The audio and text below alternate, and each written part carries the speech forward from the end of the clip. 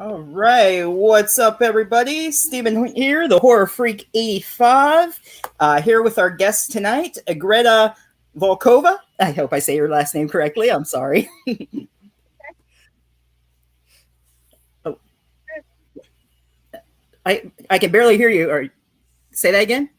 Oh no, I didn't say anything. Oh, okay. It sounded like it sounded. I don't know if it was an echo, me echoing. I thought you were saying something. You heard it, right, Boo? Yeah, I heard it too. Oh, it might have been an echo. I don't know. Maybe it was an echo. I guess I don't know. Oh, we got a pet. I see. Yeah, they're gonna be making cameos. Oh, that's all right. A lot of cameos on this show, so not a problem. Yeah, I'm sure my dog's gonna bark at some point while we're doing this. What's it? Her or him? This is her. This is Nadia. Okay. I love black cats. I know it's kind of the lighting's not the best here. She's a tortoise shell. Oh, is she okay? Okay. Looks black. From the lighting, I thought she was black. Yeah, I know it's kind of dark. I don't dare have a lamp though, because I might blow a fuse. Because I already have a lot of things plugged in here. So I'm like, right. Try to use this. I don't know if this helps at all, but yeah, it's not. Little set the podcast mood there. So how's your week been? Okay. I'm kind of getting busy with the holidays coming up. What about you guys? Oh, yes, definitely getting ready for that. So. Yeah. So I see we got some people joining us. Welcome, whoever's here. And if you want to join in at any time, feel free. So, all right. I guess we'll start at the beginning. What were your favorite movies growing up, and what was your inspiration to get into acting? Growing up, I definitely watched a lot of horror movies. My parents let me watch all like the 80s slasher films. So it's kind of funny because like I remember like being a toddler and like seeing people being decapitated and like disemboweled, and it's like that turned out just fine. But I had done the favorite, like the Friday the 13th franchise, but watched the other ones, Nightmare on Elm Street. I also watched a little bit of the older ones, the Universal and the Hammer films. I like the Christopher Lee vampire movies. But I didn't catch the acting bug until after I graduated from school. So like I never took theater or anything. I do remember when I was at college, I watched a student play, and it was like Russian like fairy tales, and I remember seeing the students on stage dressed up as Baba Yaga and like the Domovoi, and like they were having such fun being in character. And I just remember watching that and be like, that'd be really cool, to be on stage and like be a Rusalka or something, just to be someone else. And I had reconnected with a school friend of mine, Ian Slater, and he had been acting with these couple of guys who do these like experimental type films, like the Guerrilla Style, and they would do some film festivals. So my friend Ian invited me to these film fests, and I met these guys, and I actually ended up being in a couple of their films. And then one day I saw this audition in the paper for Tales of Dracula, this like monster film, this like black and white film, an homage of the Universal and Hammer films. I was like, oh my god! So I went to these auditions, and I eventually was given the role to be one of Dracula's brides. And I'm like, oh my god! It was like a dream come true to be like a vampire bride, because I always loved the Hammer films, like the vampire brides. They're always so beautiful, and like the long gowns and the long hair. And, like, I want to be a vampire bride. So I finally got my dream came true. So you're saying that was after college when you got into that? You said, okay. Yeah, so I don't really have any background, like actual acting training. I was just all pretty much self-taught. Yeah, that Tales of Dracula. It is. I tracked it down on YouTube, and I watched that last night. Thanks to me. Thank you. There was some other. I was trying to find what there was on Tubi and everything, and there were some other movies I was trying to track down, but I watched what I could, and of course I got Sharkenstein, so got to have that in the collection, which is also on Tubi for anyone who wants to check it out. But if you like your physical collection, great copy to have, definitely. Wild Eye has some really good artwork there. Not sure who the surfers are supposed to be, but which one is you, Greta? Yeah, I noticed like there's so many streaming things now, and you can so easily stream things. But it is nice to have the physical copies. Yeah. It's nice to have like the artwork there. Some of them have sleeves, have some other information. Yeah, definitely. Yeah, I'm a physical person. For the most part, I'm a physical person, but for a lot of like the people that we've gotten for the show, I don't own the movies, so I rely on the streaming to be able to like catch up on the movies that they're in and whatnot, so I can watch. Because I just got introduced to Wild Eye not more than a year ago, so I don't have I think I have like one, possibly two Wild Eye movies. And then there's like 250 titles on Tubi of Wild Eye, including Sharkenstein, Bigfoot versus Zombies is on there as well. So It Kills, Camp Blood 7. Yep. So yeah, and I know I haven't seen the earlier Camp Bloods, but I don't think I missed a whole lot. Yeah, actually, I haven't really watched any either, but I think it's pretty much the same thing, just the ghost camp. Kind of like Friday the 13th, just a continuation of the killer. But it's kind of funny you mentioned you watched the Universal and all that, and then, of course, Tales of Dracula, and even in Sharkenstein, your character, like, knows all of the Hammer movies and everything, so that was kind of funny. So I guess you could say that's part true to you, since you grew up watching those, huh? Yeah, like I was so excited when I did Sharkenstein. This was like my first feature film where I was like the main character, but I was like, oh my God, that's a lot of dialogue to memorize. But I remember the hardest part of that was listing all of those movies in order. And because I remember it took a few takes, because sometimes I would, flub or, start to stutter or whatever, but like getting the boom, boom, boom, House of Sharkenstein, Son of Frankenstein, Ghost of Frankenstein, just like getting all those. I was really proud that, I was able to eventually get Bride of Frankenstein. Yeah, I don't even remember them all, but yeah, that was pretty funny. Yeah. Hammer had a lot too. I know I have seen most of them. It's like Evil, Frankenstein, the Horror, Frankenstein Must Be Destroyed, Frankenstein Created Woman. There's like boom, boom, like all those Frankenstein titles. Mary I'm Shelley. Really proud that I was able to list all of those. Yeah. There was I was looking at your Internet Movie database credits and everything, and there was one, The Last Frankenstein. Is that out or in progress, or where can we track that down? So they filmed most of that like 6 or 7 years ago. They only just recently started to show that on premieres, and last month my friend and I went to Schenectady for that. And I think it's still premiering in the area, and it's actually doing really well in the premiere circuits. That came out really. That's like really like. My friend and I were really surprised by the violence and the special effects. There was a couple behind us. They like walked out after like 15, 20 minutes. We're like, no, we can't take this. We're like laughing like pansies. But I thought it came out really well. Sounds like my kind of movie. If people are walking out, I'm being front row seat. Let's watch the chaos. Yeah, I think during the movie, some other people had walked out too, because the violence was pretty brutal. But I think it came out amazing. I'm really proud of the film, and so excited to be able to get a copy of that someday. Yeah, so you said it was filmed like 6 or 7 years ago. They're just now releasing it, because I think it said 2021. So I was trying to figure that out. I mean, I know some movies have a certain date, how they're pushed back until they're released and everything. But yeah, I don't know if there was any issues, or they just decided to take their time. So I think I did most of my scenes in either like 2014 or 15. So it was quite a while ago. Mm-hmm. So I like the Tales of Dracula. Little spoiler, not too much, but in the beginning, when you were dressed up as, quote, Little Red Riding Hood, just before you said your line, I was thinking, she's Little Red Riding Hood. Me too. And then as soon as I was thinking that, it reminds me of Little Red Riding Hood. I had the same thought process. The second I saw that. Yeah, there were some nods to different things like Little Red Riding Hood, and also some of the actors. I think the Wolfman's name was a throwback to can't remember the name now, but it was like a throwback to like Lon Chaney Jr. I remember his first name was Creighton. I don't remember what his last name was, but I remember his first name was Creighton. Okay. Yeah, I think that might have been a Hammer throwback then.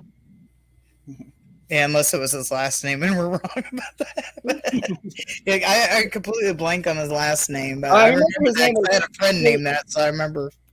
Yeah, I remember Creighton being his name because I was thinking, oh, he's a cretin. That's how I sort of remembered it. Creighton the Cretin. Creighton. Now I can't say it, but yeah. Yep. So yeah, Tales of Dracula, of course, it is kind of homage to all the Universal because you do have a Frankenstein in it as well, vampire, werewolf. So, took a lot of inspiration from different movies. And I love that they tried to do the practical effects. They did use some CG, but they really tried to do the practical ones, like with the makeup and everything, instead of just having all CGI, which you see in a lot of current films. Yeah, that was actually going to be one of my questions. I know yours wasn't like a lot of makeup, but I was wondering like how much time consuming was your makeup. Yeah, mine I think was like an hour or two, but yeah, definitely the creatures. My friend Joe. Yeah, they had more. Oh yeah, my friend so Joe DeMera, he was the director of Tales of Dracula. He was also in the monster suit, and I want to say it was like took up to 6 hours just to get him in the suit. Yeah, for me it was just. Did you have?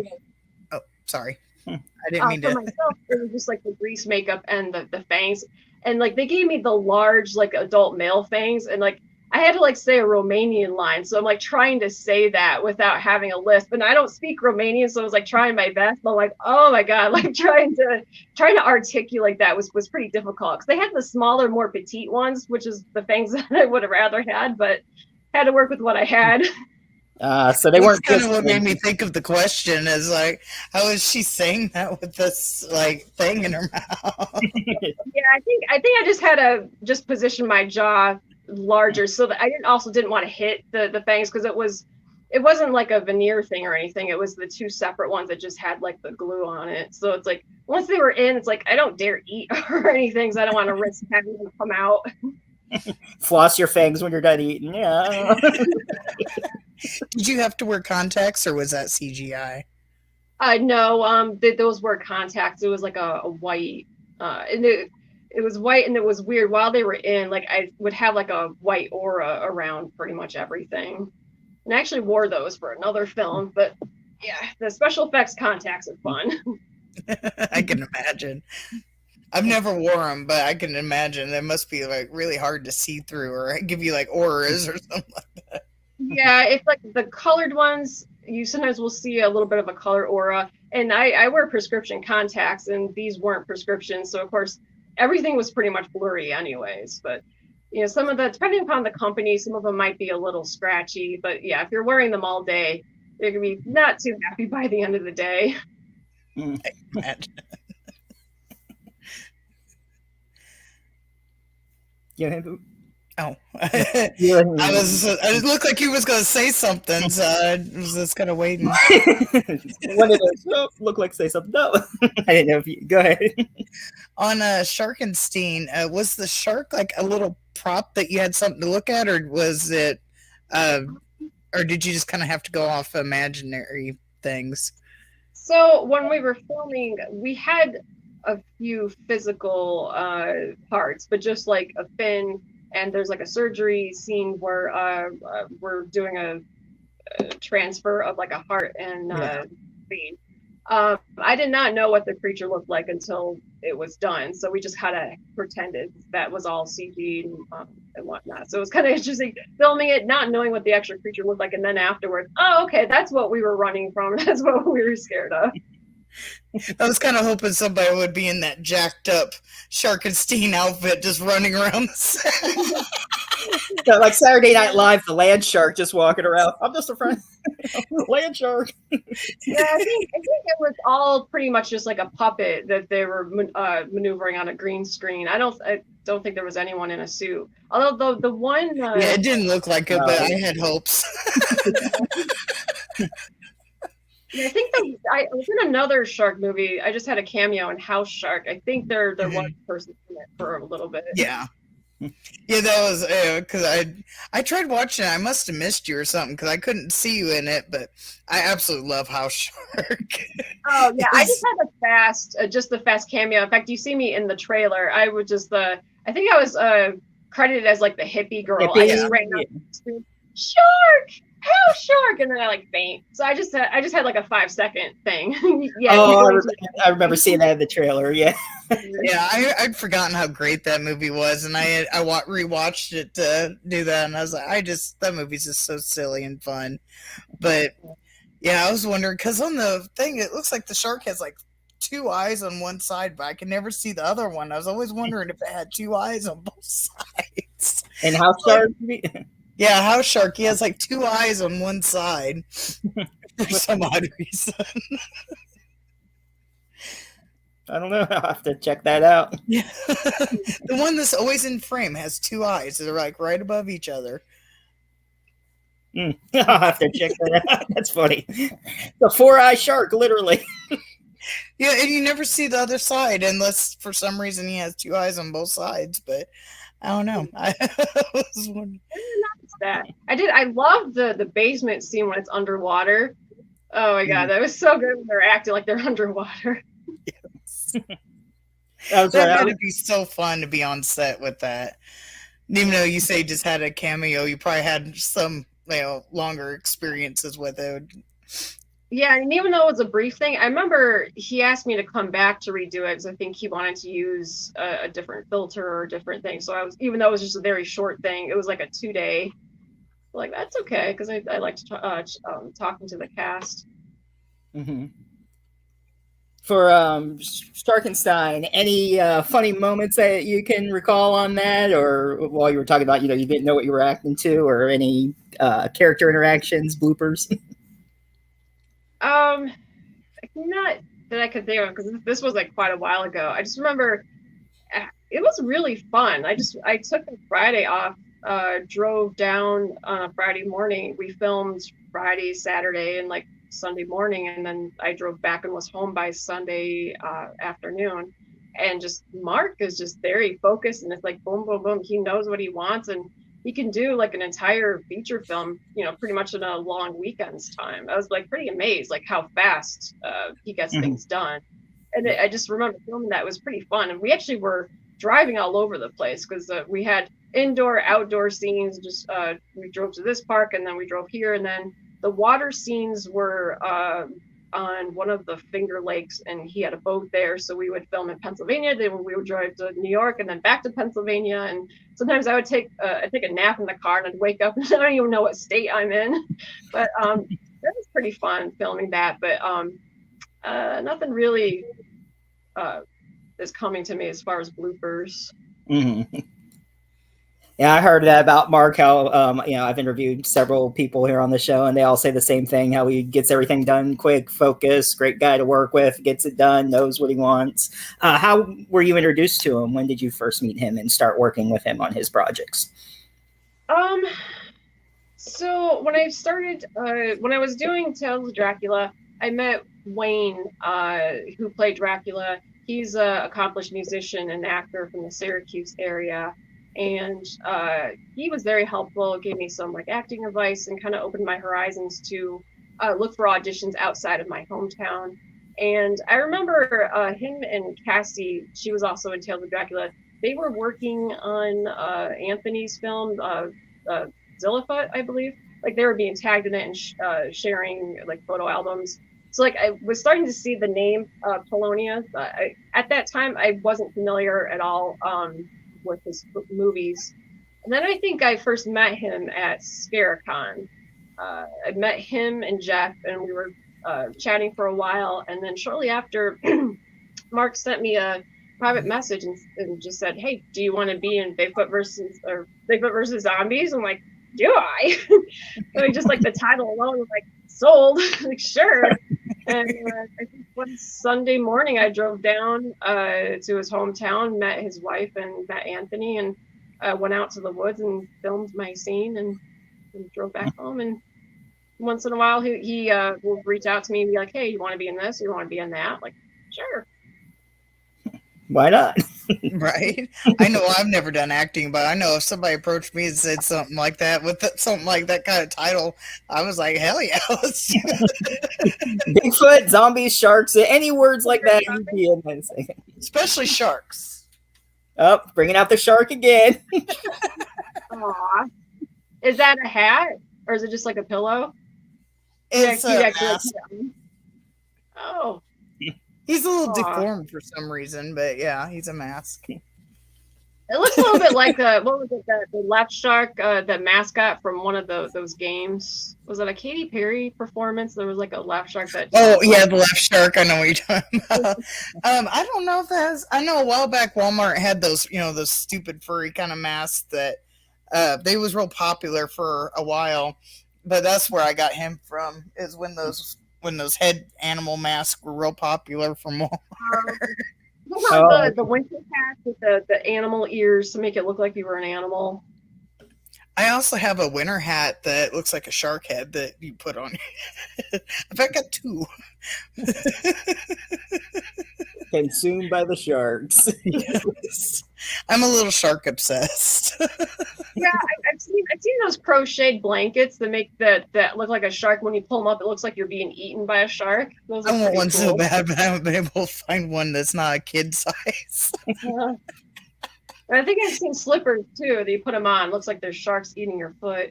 I have those. Yep. I do have those. Yeah, pretty much anything and everything you could think of that's a shark I have. Except for that blanket that he was talking about. Hey, Mr. Bones, how you doing tonight? Hello.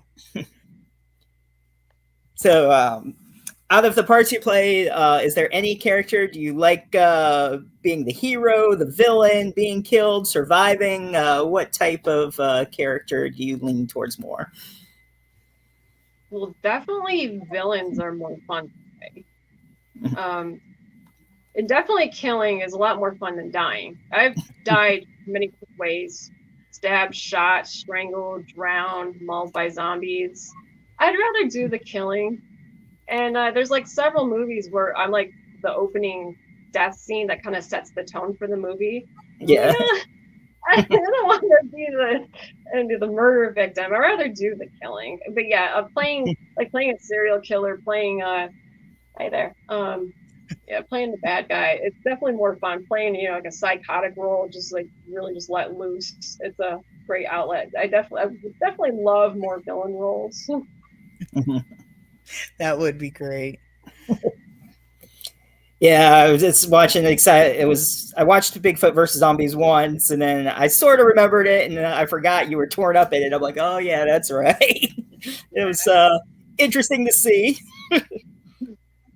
I was thinking, like in Tales of Dracula, I start out as when I'm alive, the Little Red Riding Hood, but then I turn into a vampire.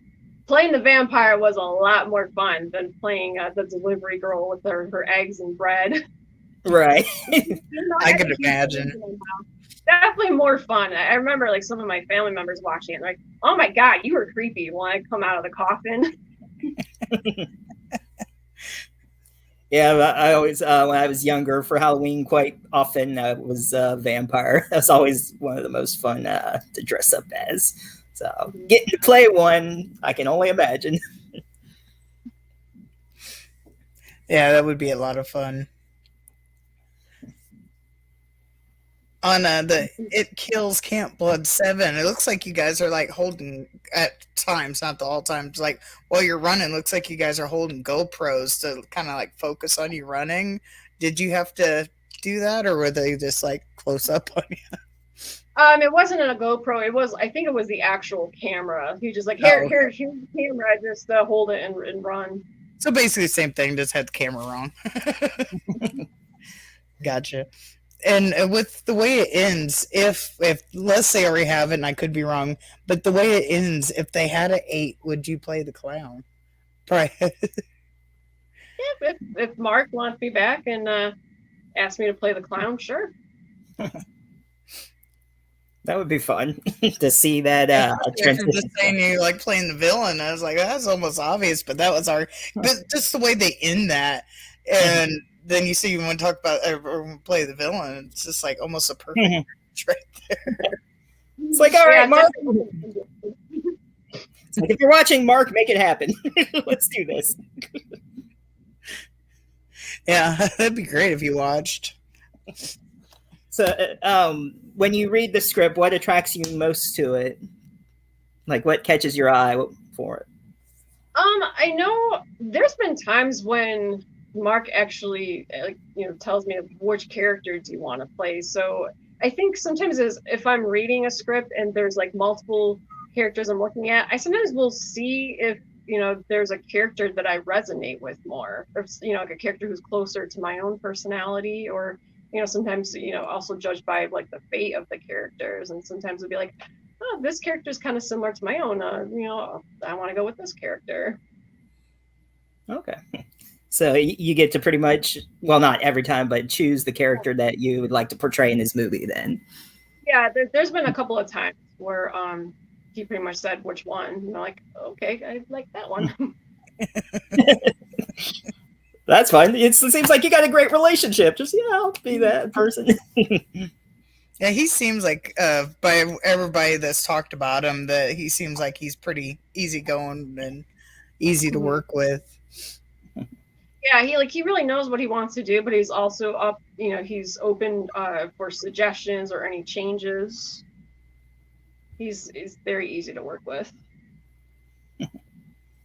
Do you have any well, I know you said you like finding a character that resonates towards you a little bit, but when you find someone a little bit different, what's your process to get into that character? Since you said that, you just got into it, not really any specific training, you have your own technique.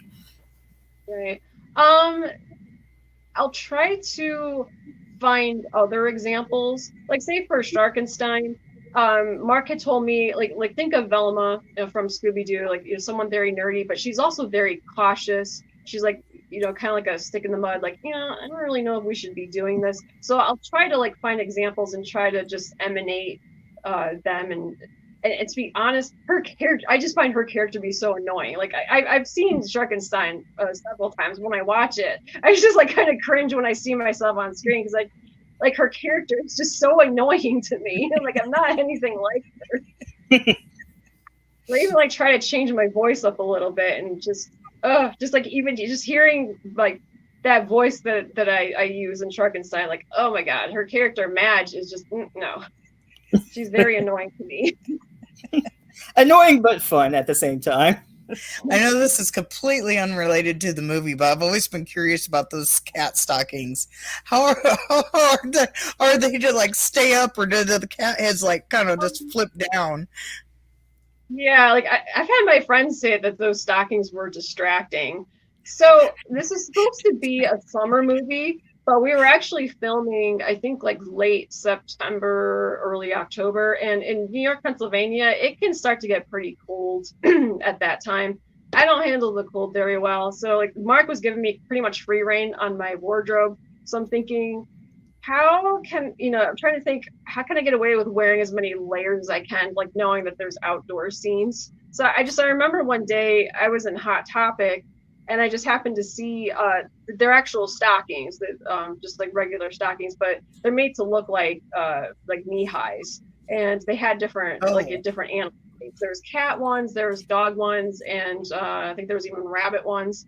So I'm like, when I saw that, I'm like, oh my god, this is adorable. These would be stockings that would provide some layer. So I happened to shoot Mark a message. Hey, what do you think of my character wearing these type of animal stocking things? And he's like, I love it. Go with the cat ones. So I got the cat stockings, and then that makes sense that they're a whole stocking. I thought they were knee highs and they just taped onto your leg or something. Yeah, I've had people ask me about that, but no, those were regular stockings. They're just flesh colored on the top part and black. Gotcha. But, this is a neat, place to, neat just to add on some extra layers just to try to stay warm. But yeah, I've had friends say that the cat stockings were distracting. Every time I walked, you just see the cat head. Just oh my god, why did you wear those? I'm like, I thought they were cute. I was waiting for one to be, because I thought they were knee highs as well, and they were just like taped on. I was just waiting for like one scene where one would be like slightly off than the other one. Little wardrobe malfunction going on there. Like a little droopy or something. That makes sense that they was always good to go since they were regular stockings.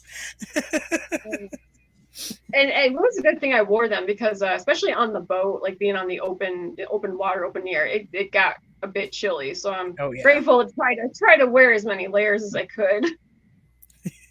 I can imagine. I'm not sure what like Pennsylvania's weather it's like, but I'm in the Midwest, so I know what cold is. So. Yeah, I can imagine you'd be freezing. You don't have to worry about that. I got good old Florida weather. I don't have to worry about that. The one time, he's the lucky one. The one time, we're expecting snow tomorrow.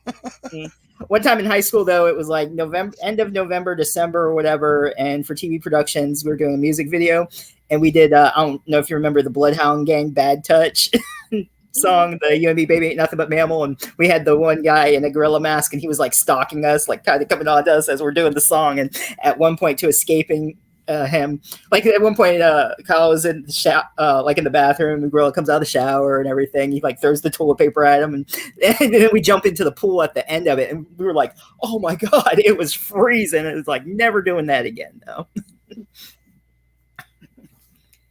So, good times. Anyway, go ahead, Boo. Yeah, everybody's just like, yeah, okay.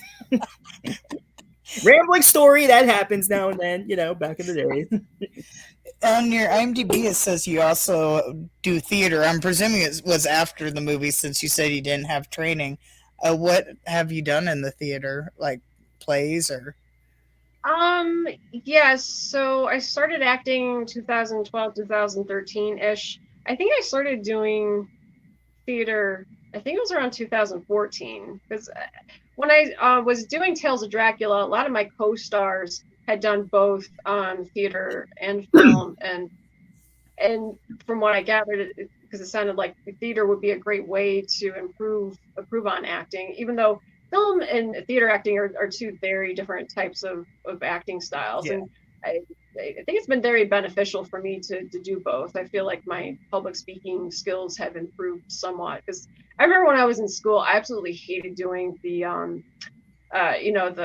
when you're in class having to do the class presentations. Like I would just have like the monotone, the very shaky voice, because I absolutely hated public speaking. But I feel like doing theater definitely kind of helped me come out of my shell a little bit and help me appear to be calm, even if I'm not calm and I'm very nervous, but just help me have a little more calm exterior. I met up with this acting troupe, Dark Horse Dramatists, and at the time they would have these festivals, this playwright festivals throughout the year. These like just short one-act plays. Some of it would be local playwrights. Like there would be one in February that would be all love themed. There would be one in October, all like Halloween themed. And my friend Ian and I decided, let's try community theater, and we just took a stab at it and just did my first play on stage. And after that, I worked with them for probably several other play fests. And the one summer I did two shows back to back. One was a Gilbert and Sullivan operetta. We did Iolanthe, except we changed from the fairies, they were vampires. And I'm like, awesome. But it was a operetta, like being a musical. It's like, I don't have any background in acting or singing, but what the heck, might as well just go jump right into an operetta. And then right after that, I was asked to play Estella in Great Expectations for another, local theater thing. I'm like, why not?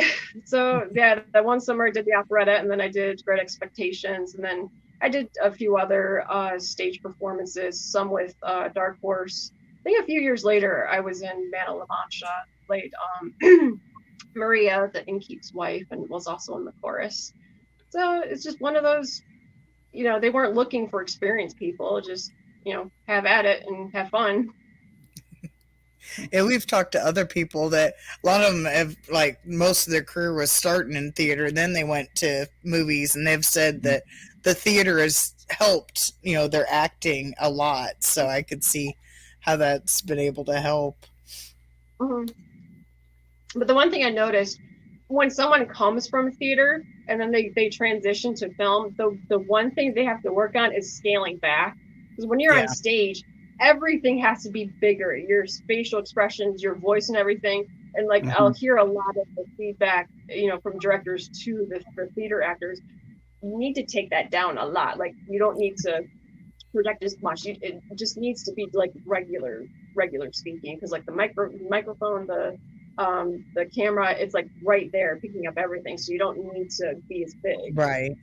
Not projecting way to the people in the back how it is. Yeah. See, but when I was first doing stage, that was my feedback. I needed to be bigger and louder, and like, I'm an introvert. I don't want to, you have to like make sure the person's way in the back. Like, no, I don't want to be that loud. So that was having to like try to bring that out. That was more of the challenge for me, is just trying to go bigger, be big, like everything, be louder, be more dramatic. Yeah, I don't know if I could do that. I'm like you. I don't think I could like be able to project. I want to be more like introvert like that. I don't think I could. Never know, but I don't think I could. I don't think I could be that loud. Hell, I don't even. Well, I didn't even when I scream, I ain't that loud. Well, and too, when you're projecting, you're also trying to learn to go from the diaphragm, which also helps save your vocals. Because like typically, if you're just speaking right from your throat, you tend to lose, like your throat becomes sore. But if you're reaching down to the diaphragm, that does kind of help preserve your vocals for a while. But I did find, I didn't mind on stage if I'm like acting in a group, but there was a few plays where it was just me and another person just like having a dialogue. I would be so nervous. Like I remember, I think the one play, I think the girl probably wanted to strangle me because I was like so nervous and so worried about messing up. But I feel like there's a lot more pressure the less people that are on stage with you. But when I was with a group, it's like we're all kind of like feeding off of each other, so it's kind of okay. Like that's my greatest fear was like blanking out and not remembering what my next lines are. And that actually happened during a dress rehearsal, and that really shook me to the core. And like, even though it was dress rehearsal and there was, it was just the other fellow actors and crew, they're all trying to make me feel better. Like, no, since this happened during dress rehearsal, that's fine. It means it's not going to happen during the show. It ended up being true, because I thought they were just saying that just to make me feel better. But that huge fear of just blanking out, and it happens to even some of the best actors, but still like that anxiety of like blanking out, it's absolutely scary. Like I just remember when it happened, the information was gone. Like there was absolutely nothing in my mind, and it's just very frightening to think that it's going to happen on a live stage. And it's not like film where the director just says cut, all right, we'll just redo this. There's no do-over when you're on a stage. So there's like a lot more pressure to get it right. Yeah, that would be scary.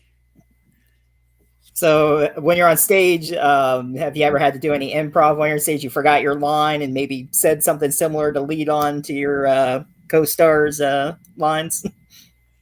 That actually happened to my co-star. The last show I was in, he blanked out and forgot his lines, and we were both freaking out because like this was the first time it happened, with me at all on stage. And I'm thinking, what can I do to help him? Should I try to feed him his lines?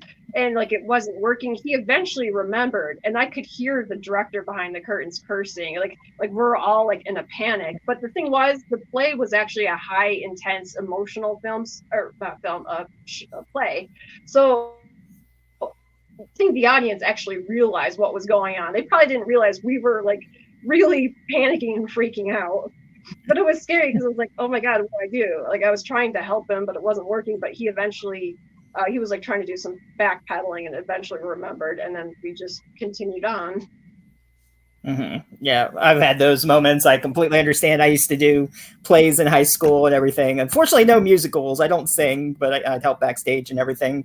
I remember when someone had forgot their line one time. It was like dead silence. So I knew my line was coming up like not too soon after, and I'm just like everybody's like didn't know what to say, and then I was finally just like, so anyhow, blah blah. I don't even remember what the line was now, but just being in that moment can kind of throw you off, and it's like, oh, why did this happen to me?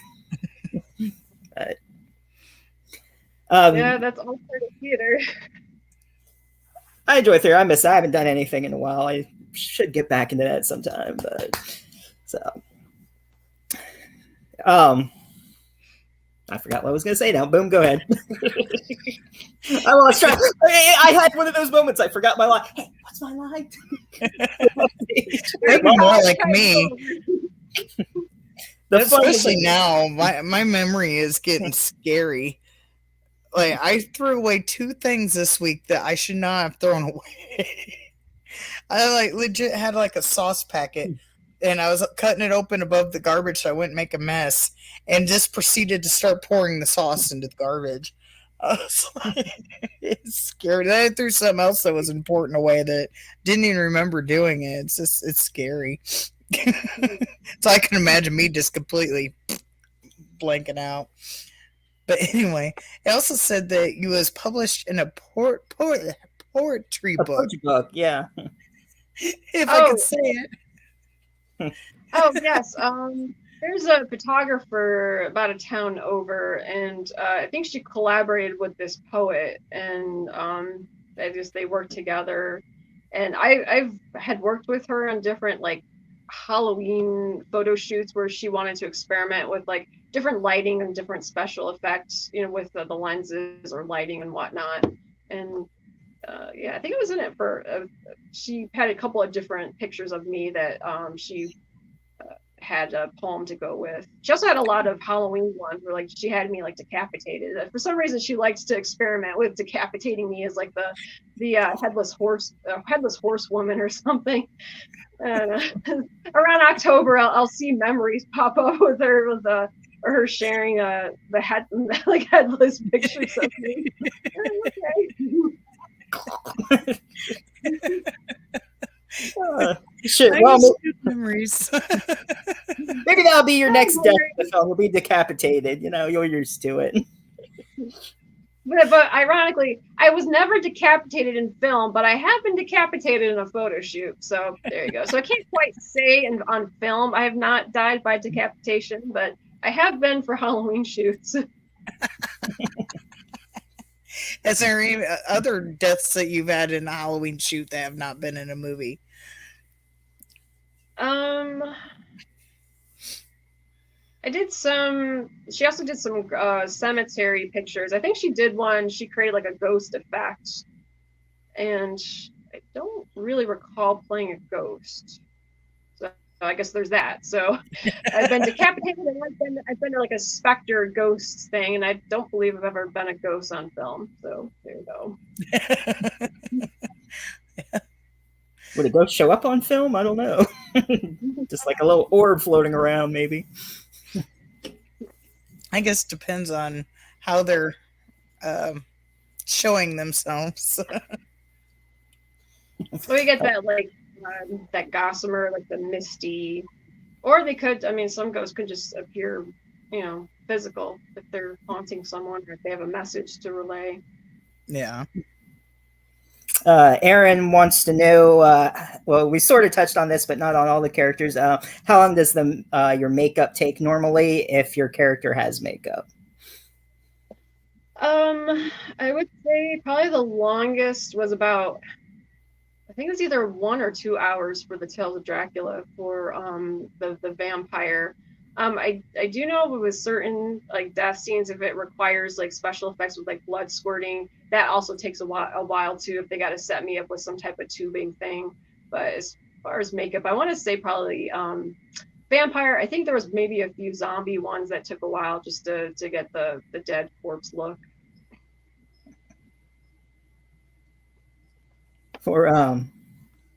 Okay. I keep forgetting what I'm going to say. Oh my God, my brain tonight. I'm like having it. It's like the theater thing, just like I think you got in my head with the theater. Now I'm like, oh my gosh, I'm having flashbacks to high school.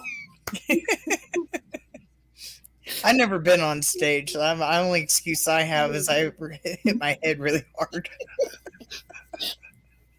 What about like any ceremonies, like any diplomas? You ever like have to get on stage to accept something? Yeah, well, a high school diploma I did. I thought for sure I was going to trip and fall. Because we had to go up onto the stage in the football field and go up on the stage and then go back down again. I thought for sure I was going to go face first into the football field. But I didn't have to say anything. Now I remember. I believe the movie was called Bracker. How do you say it? You played a witch, I read. So how was that? If you can tell us about that. Oh, so that was called brackish. Yeah. So after I did Tales of Dracula, I met Wayne, and he's the one that helped me open my horizons to start auditioning for other movies. I think at the time Wayne was doing a serial killer movie in Syracuse called Transformation, and he helped get me involved with that. Then I also started to go to Utica, and I auditioned for Mad Angel Films and for E&H Productions. I've actually acted with a lot of the similar groups that Jamie was in. But with Mad Angel Films, Matt wanted to kind of do a remake of one of his earlier films, Brackish. So I auditioned for that, and he offered me the witch role, and I think the witch character was only mentioned in the original one, but I don't think she was ever on screen. So I think he kind of expanded the role a little bit, and I wore the same contacts, the white contacts, as I did in Tales of Dracula. Like, I tried to make myself up as almost like albino. I think I tried to like lighten my hair more and just had very white. And I played this character. It's almost like the harbinger. I'm just like trying to warn a character about something that's going to happen. And I remember I creeped the co-star out. So when I once put the contacts in, I got this like white, like silverish look about me, kind of trying to go for like this ethereal look. But that was just like a quick, just a couple hours in the morning, and then I drove back from Utica. But that was pretty fun. It sounds like it. That would probably be my goal if I had to do something where I had to wear makeup, would be to creep another person out. Well, especially with the contacts, when you got them both in, if it's like, like a bright or, it depends on the contact, that really can change your look. Oh, yeah.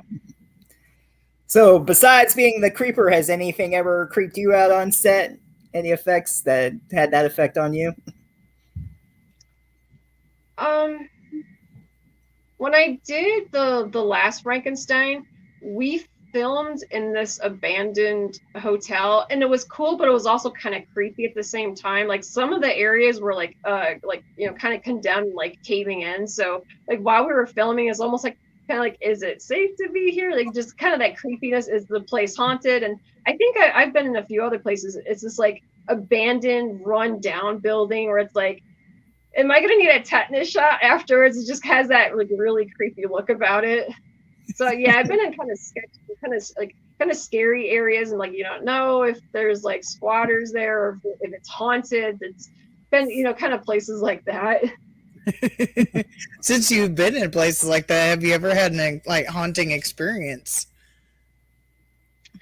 I personally no. Like I've been to a lot of allegedly haunted places, but I don't know. I guess there's not really any activity around me. I do have friends who like to go out and do like the paranormal investigations. Yeah. I don't seem to be a magnet for that kind of activity, which I guess is good. Because I have filmed, there's a local museum near me called the Bundy Museum, and I know that there's been investigations in there, but I've been there, I don't know, probably a dozen or more times. I've never personally experienced anything, and there's a few other like mansions and other historical places. I have never sensed anything. I don't know. I think maybe some people attract it. Maybe some people, I don't know if they repel it or whatever. I don't know. Nothing really. I know I kind of attract it, but like my husband, he used to live in a place. Apparently, everybody had experience but me. I was like, there's nothing here, but like everywhere else I've ever been, I've had something happen. I guess you're a good person to take to a haunted place. Then you're the anti-ghost repellent. Okay, I'm not going to be possessed. I'm good. I would not mind being a repellent because, like, when growing up, I was really creeped out by remember the unsolved mysteries? They would have like the real cases, but then they would have like the supernatural cases, and they would have the reenactments of like a haunted hotel. I was always so, like, when I was a kid, I was so creeped out when they would show the glowing orbs going into the rooms, and they'd show these specters. Like, of all the horror movies I watched, it was like the reenactments of the ghost stories that always creeped me out. So then I'd have to go to bed and go up the dark stairs, and I would just be scared there'd be like some glowing, orb thing. Like, no, but I don't know. But yeah, I've been to a lot of, even cemeteries. I've been to cemeteries that, allegedly have a lot of activity. Although I do remember like one thing. I do remember sensing one hot spot, but like generally I don't really attract much paranormal activity.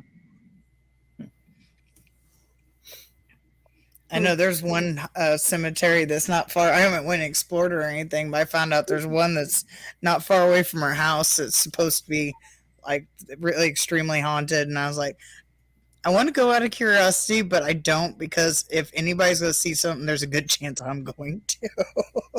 So I'm like drawn, especially now I can't like run away from anything. Or even if there's like a person there, is like, man, I'm just shit out of luck. Somebody gonna chase me. It's like, oh, might as well kill me. I can't run. Run, Forrest, run! Or you just have to take someone who has like a leg injury and just say, you don't have to run fast. You just have to run faster than the other person. Right, which that'd be me. I got a leg injury. I can't run. I'll just have to be the sacrifice. Exactly. I'll always have, like in the movie, the sacrificial person. Like, okay, they can die. Thank you. That'd be me.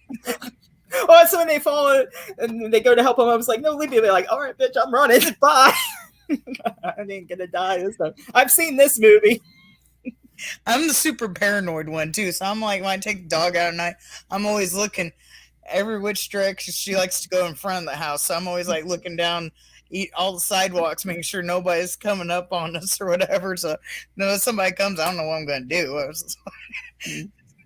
Aaron was saying he leaves the light on when he's scared. Get the flashlight under the bed. So, is there anything you're working on coming up that we can take a look at, or just doing the plays? This year was a bit of a more quiet year for me. I had 2 film premieres. One was the last Frankenstein. The other was The Dark Web. That premiered over the summer. Excuse me, I'm losing my voice. The Dark Web is a black and white film noir murder mystery, and I know the directors want to do a 3rd movie to like make it a trilogy, and so I don't know exactly when auditions will come out, but I know like they have highly encouraged me to audition for that. I did work on Mark of the Werewolf over the summer, and the director's from Colorado, and he brought his team up to the Pennsylvania and New York area because he wanted to work with Joe DeMiro of Wolfbane Productions, and they rented a cabin on the lake, but like we got hit with so much rain this summer, and then it just went just the regular rain summer, and then we went into like the hurricane season. We kept getting the tail end of a lot of the rain, so they got behind. I got most of my scenes done, but I still have like one important scene to do. So they won't pick up again until next summer to finish it. So I had the werewolf movie and just the film premieres. I might have an audition coming up. I know earlier this year there was talks of a few other films, but those fell through. I think the director got busy on some other projects at the time, and I think on the other film. Sorry, I'm like losing my voice here. I'm not used to talking so. The other was a film that I already worked on, but the director wanted to add on and do additional scenes, but I think he was having a hard time getting some of the other actors to get on board with doing these additional things. So I thought I was going to be working on maybe 3 projects this year, but I only had definitely worked on the one, and Mark of the Werewolf, which I like the footage that they've released. Some of the special effects look pretty cool. They actually had like a stunt team, having like with all the jump scenes and everything, like in wires, and I think that's going to come out really good. Nice. Sounds like it. Aaron wants to know, would you ever be interested in doing any TV shows, or you just want to stick with movies? Well, I think with TV shows, that's more for like union actors. I'm not even SAG eligible. I mean, if there was like a local thing for like their YouTube or something, like a series, I might do that. But like as far as like the big network type stuff, like I'm probably not even eligible to do that. I have done some like background work on a couple of films, but the area that I live in is not really for like SAG. Like I would have to go out of town, like either to like New York City or Buffalo. So like trying to pursue like an actual TV thing, not really ideal, because I pretty much just do acting like as a hobby. I'm not like a career actor. So if there was like something local and something like non-union, I would consider doing that, but not for like any network type work. Gotcha. What makes you approved to be STAG or whatever that was called? I do know friends who are. I do have a couple of friends who are SAG and a few who are SAG eligible. I think it's like just the number of projects that you work on.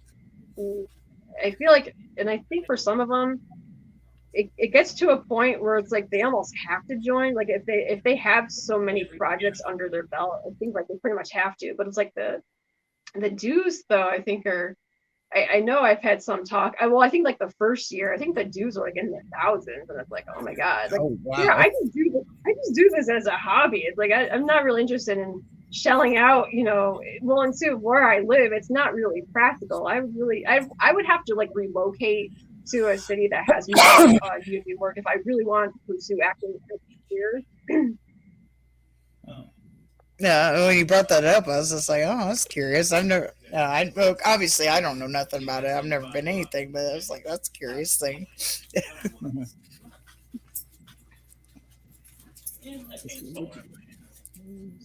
So, what? No. Oh. You still interviewing? Yes. All right. Yeah. Hi, everybody. Sorry, that's why I muted a little bit ago when he was talking, because they were being kind of loud. So I was like, I didn't want that to like overgo you. So I'm not in the room by myself. So. Well, instead of a cat cameo, we got the family cameo. Yeah. Except you won't see them on camera unless they come all the way around. So they just like hide out behind the monitor. It says that you've also been modeling. I remember there was something I forgot to put it in my notes that it said that you did modeling for. When I was younger and thinner, yeah. Yeah, when I was younger, like there's a lot of photographers in my area. We would do I forget what the trade, like if a photographer wanted to get more experience. I actually worked with a lot of different photographers, and then I know at at SUNY there was a cultural diverse student group, and I helped. That's what I was trying to think of. Oh, what's that? So that's what I was trying to think of. I forgot to put it in my notes as soon as you said it. Like, that's what I was trying to think of. Oh, yeah. So there's a group at the local university. This cultural diversity group would put on fashion shows. So I did a little bit. I think I did 2 different fashion things. I needed like additional assistance in wearing high heels. I absolutely hate high heels, but Yeah, when I was younger, I did different photo shoots, different themed ones, and I did a couple of fashion show type things. But yeah, the photo shoots. I remember there was a couple of group ones that I did. There was like all different models, all different photographers, and they would just like, oh, okay, let's go over here and do a shoot. Let's go over here, and like a lot of the places, like I did photo shoots at like some of the local museums, like really beautiful furniture and architecture, and yeah, mostly just like theme shoots. Nice. Nice. So since you said you do more acting as, for fun and as an interest and hobby, is it okay? What's your main career, if I may ask? Since you just do. Like my day job. I mean, yeah. Yeah. I just have like a typical office job, administration type stuff, clerical. Mm-hmm. Yeah, like I was just gonna say 9 to 5 job, right? Yeah. Yeah. So like the acting and like the modeling was just like an artistic kind of outlet, and just get to be someone else for a while. Have your coworkers seen your movies?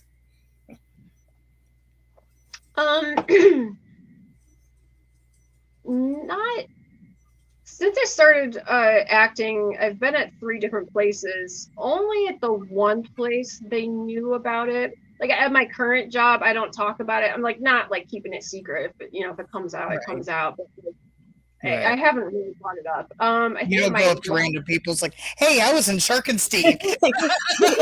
Sharkenstein. It's a classic. Well, I think in my last job, I think one of my coworkers ended up buying a DVD of Sharkenstein from me. And I think at the time of my previous job, like my picture would be occasionally be in the paper for like whatever theater show I was doing. So like, there would be an entertainment section of the paper that would come out once a week, and I know there would sometimes occasionally be a picture, so my coworkers would see it, like, oh, I see you have an upcoming show coming up. So some of them knew. I don't think anyone at my current job knows, but I know the one premiere that I had over the summer, I guess someone was involved, like works in the same building. And because like when I would be in the lobby for the elevators, I kept seeing posters for that movie come up. So I was like, I'm wondering if eventually my coworkers will probably find out that I act. Right. It was shocking. Hey, are you an actor? Do you act, by the way? But eventually they'll probably find out. But I'm not really in a rush to let people. Right. Dress up as one of your characters for like a Halloween office party. dress up as manager of the vampire eater. And the glasses without the lenses. Because I know my friends are like, "Why are you wearing frames without lenses?" It was like, because it's my favorite character. And I remember I bought those glasses, and it was one of those reading ones that were magnifying. I had to pop the lenses out because it would have given me a headache, and I had a really hard time popping the lenses out. I think I was at work, and I had a screwdriver or whatever, try to get it out. And my coworker was like, I think she was worried that it was going to come out and be like a projectile. She was like worried I was going to hit her with one of the lenses. So yeah, the glasses that I wore did not have lenses, and I intentionally popped them out. So that's a little tidbit. I don't blame you there. I'd probably do the same if I had to wear glasses. I gotta say that was funny how like the 2 guys, you're like, what, you wouldn't date me? And they're like, oh god, no. And then later on, of course, not the park, harbor guard or whatever, he's like, oh, you're out of their league. Now it went to one point of view to the other. Well, it's funny, like I don't know if we're supposed to be like college age students or whatever, and like we're in their 30s and 40s, and well, that's the thing. I'm like they're acting like college kids, but they kind of look in their 30s or 40s. Especially the one guy, if I'm thinking of the right movie, he has his hat on sideways. Oh, he has the hat on sideways. Oh, Skip. No, Skip. And he was like, I think he's the first one to die. Oh no. I mean, it was funny though. That's what made it funny though. You're not sure. It's like, are these college kids or what's going on? Yeah, I think we were supposed to be, but yeah, we definitely did not look the age. That's why I think the stockings fit in, because you're trying to look young and like in the teenage realm, and kids wear that. This is totally what the young people are wearing today. Like, oh, was it Steve Buscemi when he's dressed up? Hello, young fellow students. I can't remember where that's from. Remember Steve Buscemi? Like, I know what you're talking about. I can't think what it's from either. But Hello, fellow young students. What's up today? Like, I guess I seen somewhere, which I don't know if it was this year or not. I'm presuming it was this year, but I guess he dressed up as that character recently for Halloween. That is so great. He's on like the skater thing. His hat's backwards. Hello, fellow young students. What's going on? What's up? That's funny. We got a comment that says Bigfoot vs. Zombies needs to be seen by all. Yes. That's a classic. They originally we were talking about my podcast, what should name is be like Bigfoot versus Zombies. That was like a title I was playing with back in the beginning. I'm like, yeah, maybe. I like the music that's in that they play like as the zombies are slowly approaching. It's almost as like upbeat as they're just slowly doing a shuffle, but it's like set to this upbeat.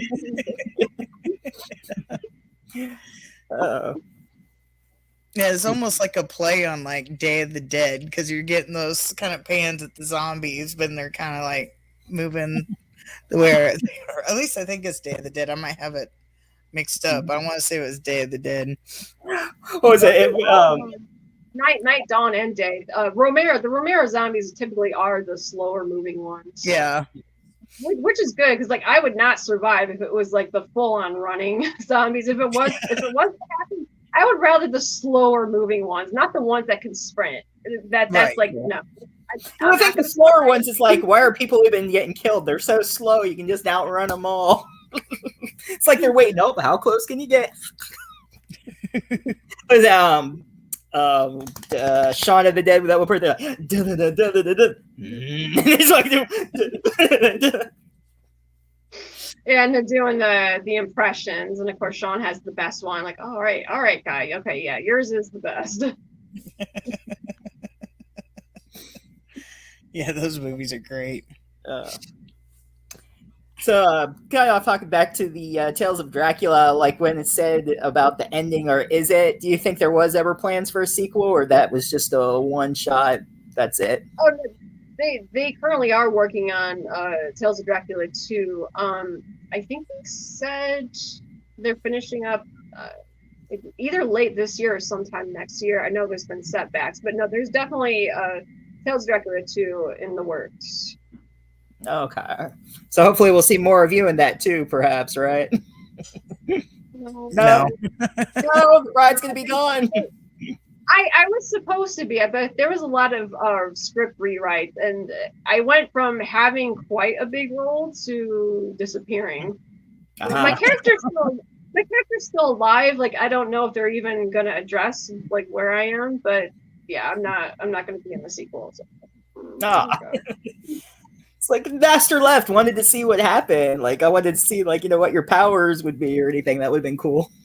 Yeah, and I know one of the rewrites was going to explore that, because my blood is what turned the Frankenstein creature. So it's like usually whoever sires usually has some control, and I think that was explored in one of the scripts, but yeah, that's not the one they went with. So. Oh well, we can write some fan fiction or make our own story to that. Or they'll make a third one and include you and have a backstory to you or something. There we go. I know, like they were thinking of doing like a graphic novel version of that for the sequel, but there is going to be an actual film for that. I think it'll come out next year. Yeah, because the Frankenstein vampire, that was an interesting and werewolf. And werewolf, yeah, all creation there. Mm-hmm. I think in the sequel, it's going to be more of a standoff between Dracula and the Wolfman. I'm not even sure if the Frankenstein creature's in it or not. I know it's relying more heavily with the Wolfman folklore and background, so that will be interesting. Nice. It's like gotta have all three in there. It's an interesting story that needs to be continued. I like it. That's Yeah. why I was like, the end is it? I'm like, I don't know. Is it what happens? I want to know. That's since it has like a serious note to it and not just like a Abbott Costello meet, you know. Yeah. The whole team. Yeah, the whole vampire and Frankenstein. That's probably the first I've heard of that, or any vampire in with Frankenstein combo. So, Mm-hmm. I know Underworld, of course, has the vampire werewolf mutation, but that was an interesting idea to throw in there. Yeah, and the Vampire Diaries and the Legacies, they also hit on with the different hybrids. Yes. I don't know if you follow the Vampire Diaries and then all the different spin-offs. You had the originals and then Legacies. Yeah. I fell off on the originals. I need to go back and catch up, and I haven't watched any of the legacy ones, but I've seen there's some different like hybrids in which it's like all different supernatural creatures in it. I know. Yeah, they got into tribrids. Tribrids. The main girl in Legacies, she's all three. She's a witch, vampire, and a werewolf. Well, although the vampire part hasn't been activated yet, she'd have to like die or whatever. But she has all three in her system, so it's like, damn, it's like they're honestly like looking through what other creatures can we create. So, really just make one ultimate monster. Just give her everything. Kind of like how they did in Buffy the Vampire Slayer in season 4 when they created Adam from different demon parts and everything. If you had watched that, I don't know, but I know Boom didn't. We're just gonna stare at you blankly. Oh gosh, I can't do any Buffy references.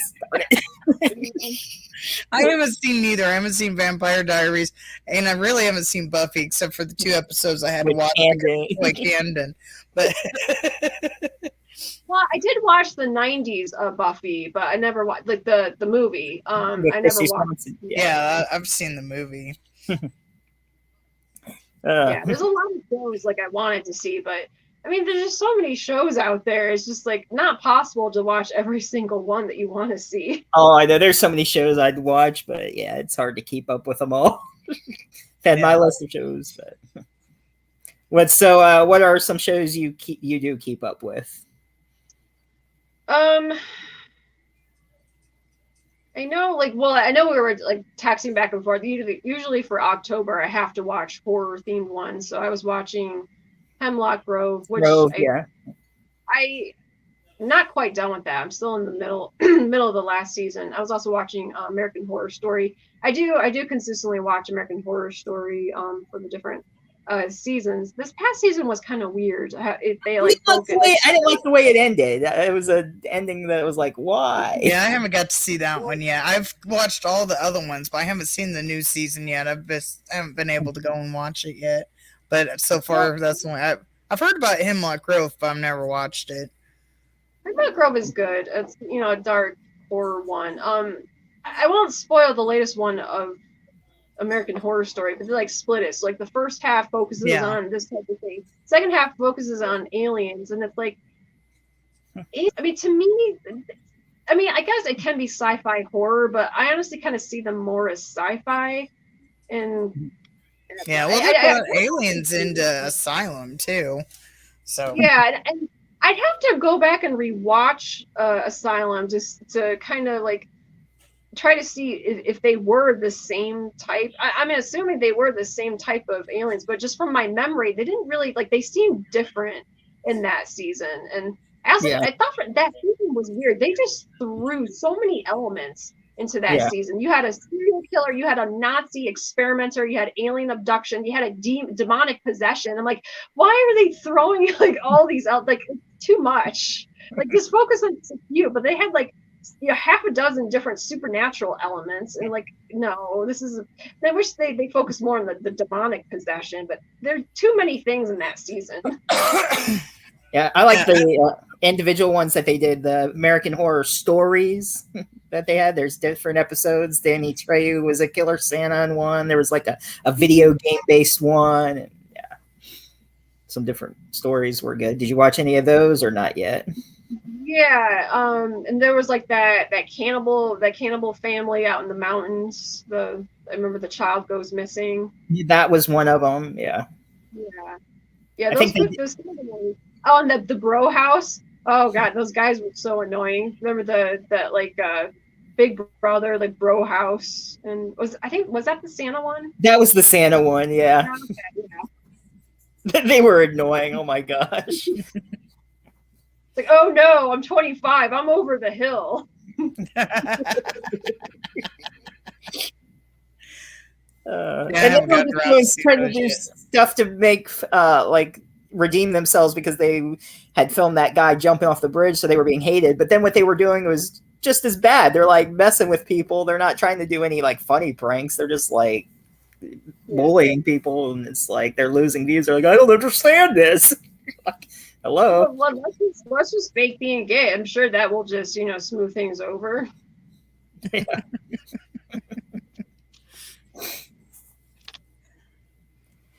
So, any other interesting, fun facts or hobbies or anything we may not know that you'd like to share? I mean, as far as like hobbies, like I pretty much like I kind of went through a hiatus a few years back with the acting, so I wasn't acting as often. And I pretty much spent that time just to spend more time with the family and friends because for a couple of years I was really busy. Like almost every weekend I was going out of town for a film, for some sort of film. And like after a while, just all the travel and everything, just after a while, just kind of got hit with a burnout.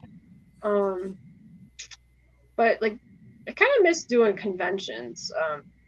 I think I kind of stopped doing that before the pandemic, but Wolfbane Productions would have a table for different conventions. One was Robercon, the local sci-fi one, and they would sometimes go down to Monster Bash in Pittsburgh, Pennsylvania, and they invited me the one year to go down, and I got to meet the original Hammer actresses, which was really awesome. I got to have a group picture with like several of them, which was amazing. And I remember one year Joe organized to have a local horror convention, but in my area, I think sci-fi is more popular. I kind of find like if you're at like a sci-fi event, there's not a lot of horror fans there. And I know in our area when we have Robercons, like the people are really only interested in the sci-fi aspect. Like because I remember like a lot of people, they look at our table and like, I don't like horror movies, and just kind of like walk off. It's like, whatever.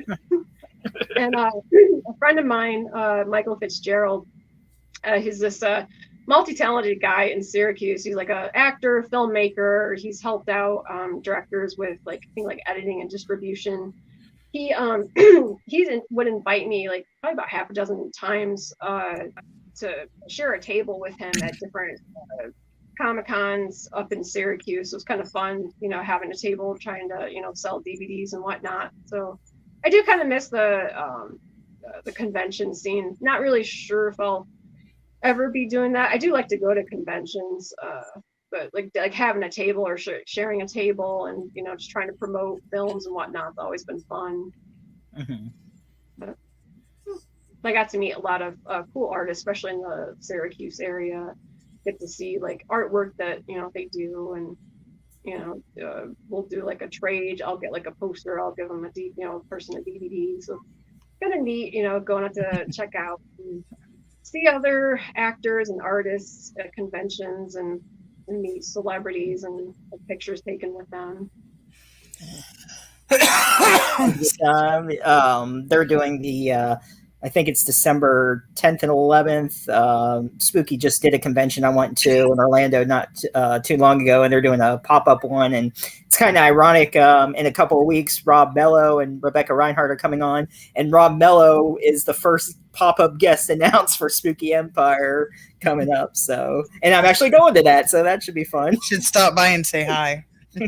So yeah, come to Orlando in a couple of weeks. Good times. Yeah, Spooky is a great convention. This one probably won't be as big. I mean, they'll be their vendors and stuff, but they always have great setups and booths and merchandise and artwork. It's always a good time. Yeah, I love to walk around and see the fan made stuff, artwork, or see collectibles that people make. It's really cool. You all right, Boom? Oh, I think she muted us.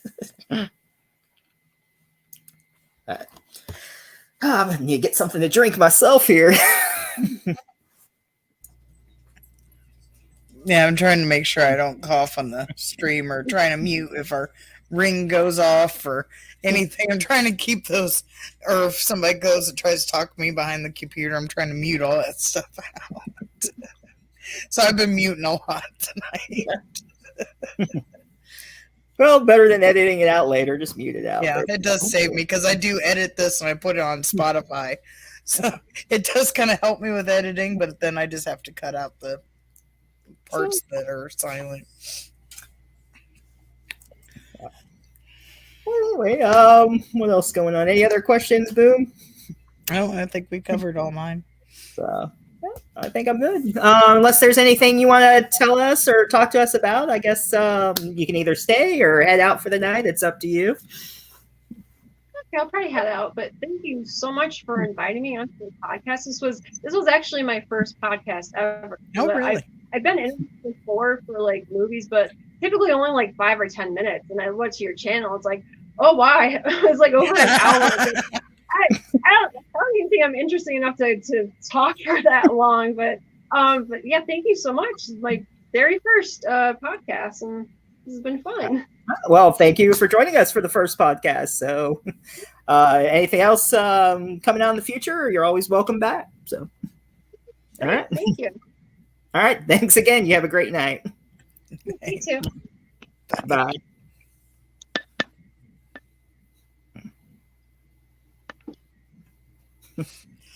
We're back to us.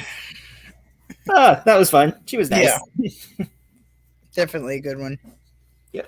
It's like I got to try. All our guests have been good ones. So. Oh, of course. All the Polonia pals and everybody else. The Polonia cult.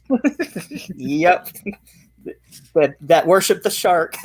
Which I think this week I saw Noah's Shark is going to be coming out on demand, so that'll be fun to check out. Yeah, I'll have to see that. That should be funny. Yeah. And I forget when Sharkula is supposed to be coming out. I think that's later in December. But yeah, something like that. Yeah, I can't wait to see if my friend here actually looks like Sharkula. Actually looks like that. It's like everybody does. It's like everybody who's been in it is like, that looks like the Sharkula. It's like, oh, I want to see it now. But that's what they use for the green screen in it, probably. They just bought that mask from Walmart. Yeah, I wish I knew. I've tried fixing him. I wish I knew why he was deformed. Like, if half his face is caved in. I've tried fixing him. Like, I stuck a thing and tried to, like, get him to where he's poked out, but it just instantly goes back to try to see how he's dented there. Yeah. But I've tried fixing him. I've never wore him besides like the couple times I've put him on to like show he's a mask. Right. He's more just decoration in the background. Yeah. I wouldn't mind. I remember when they had those. I think they had like a panda head and some other stuff, or I don't really remember, but I remember. Yeah, after I bought him, I seen that they had a gray one. I was like, man, I probably should have waited and got a gray one, but I'm fine with my blue one. They don't have them anymore unless you find them like on eBay or something. Yeah, I don't think they sell them in the store anymore. That was just. No, they don't. I think, what was there? There was like the panda head, and I can't remember what the other one was. Didn't they have all sorts? I think they had a pig one, and I don't know. I know they had all sorts of animals. I don't remember all of them in particular, but yeah, they had all sorts of animals. I know people were like, the younger kids were like trying them on and running around being stupid. Because I think they were out like either, I don't know if it was my first or second year when I worked there, but yeah, people were putting them on. I'm thinking, you know how many people put those on? It's like right. It's like, oh, like let's hope no one has any lice. That wouldn't be right. Nice. I actually got lice that way. Not by a mask, but when I was young, I was trying on different hats and just being a young kid playing with hats. And right. and I ended up getting laced that way. And I've always had long hair, so yeah, that was a pain in the ass. I think my mom ended up cutting it short because it was so hard to get that little comb through this mess. So Right. yeah, that was fun. The second time I got it was because I was playing with a bird I shouldn't have been touching. I think it was injured or something and it couldn't fly, so I was like handling it, and according to my mom, that's how I got it. I don't know. I was young both times, so I don't remember. Yeah, I think at one time it was probably in kindergarten. Like, thankfully, I've never had lice more than once. I don't think so. Yeah, I remember like putting the shampoo, and then when I combed my hair, there was like all the eggs on the comb. I'm like, oh my gosh. It's like, well, at least they didn't crawl in my ear and lay eggs in my head. That would have been. Yeah. Yeah, I've had it twice, but it's both out of stupidity. Yeah. What was it? I've seen like those pictures and stuff where like eggs were actually laid inside people's ears, though. I'm sure you've seen those. No, I don't think there was lice, but I've seen other bugs in people's ears. Yeah, not lice. It wasn't lice. No, like spiders and shit coming out of people's ears. Yeah. Well, I think even there was like I forget, it was not a fly, but something like a fly, like some weird bug or whatever that flew, and I don't know, but yeah. It was it wasn't a human, but there was a kitten who had like a long like worm that was pulled out of his nose. I don't know if you ever saw that on YouTube. No, I haven't. Poor little kitten, like it was pulling out, and it was like this long, it was like about this long, literally. It was in the kitten's nose. It crawled up inside, and they're pulling it out, and it's like like there's some crazy bug stuff if you look it up on the internet. Yeah, oh yeah. And don't go Rule 34. Don't do what? Nothing. Maybe I don't want to know. I said don't go Rule 34. Okay. I won't. You don't know what that is? Yeah. Okay, yeah. Just be safe. Be your innocent self over there. You said Rule 34? Yeah. Yeah, I don't think I know that. I haven't heard that one. I'm not innocent. Come on, I'm as corrupted as can be. You've never heard Rule 34? No. Oh my god. Did you explain to him what it is? No, I told him to be his innocent self. Fuck that. Do you want me to tell you, sir? Go for it. If it exists, be it anime, cartoon, video game, real life, whatever, there is porn for it. Oh, okay. That's Rule 34 of the internet. Oh, okay. I didn't know that was a rule, but yeah, I've already known that. Yeah. Well, yeah, you should look it up. There's over 100 rules of the internet. Oh, that could be a non-horror show that we do. The 100 Rules of the Internet, number 99. I only know the one. But it's funny that you don't know, because that's existed for almost 20 years now. Well, they say knew it, just didn't know it was a thing. Yeah. Anyway. You guys have fun. It's like Jay and Silent Bob, the part with George Collin. They're talking about the rules of the road. You pick them up, you give them head. It's like gay, straight. There's no line. Yeah, there's a line on the over here, and on this side, I ain't gay. Or when Carrie Fisher picks him up as the nun, and she's talking about the good book, but he thought he meant the rules. She's like, "You follow the book? Well, you pick this up." Gotta do it. She's talking about the Bible. It's like let's screen share 100 rules of the internet. Yeah, I'm not pulling that up. God knows it'll pop up. Our show has really reached the adult portion of the night. Yeah, I'm not gonna. Nah, it's okay. I've seen I had another Facebook notification. That's what I was looking at. I'm not looking up the rules of the internet. I would have to screen it before I shared it, and I don't know if I want to do that. Now I've seen pretty much everything there is to see, But I'm not putting myself through it if I don't have to. Yeah.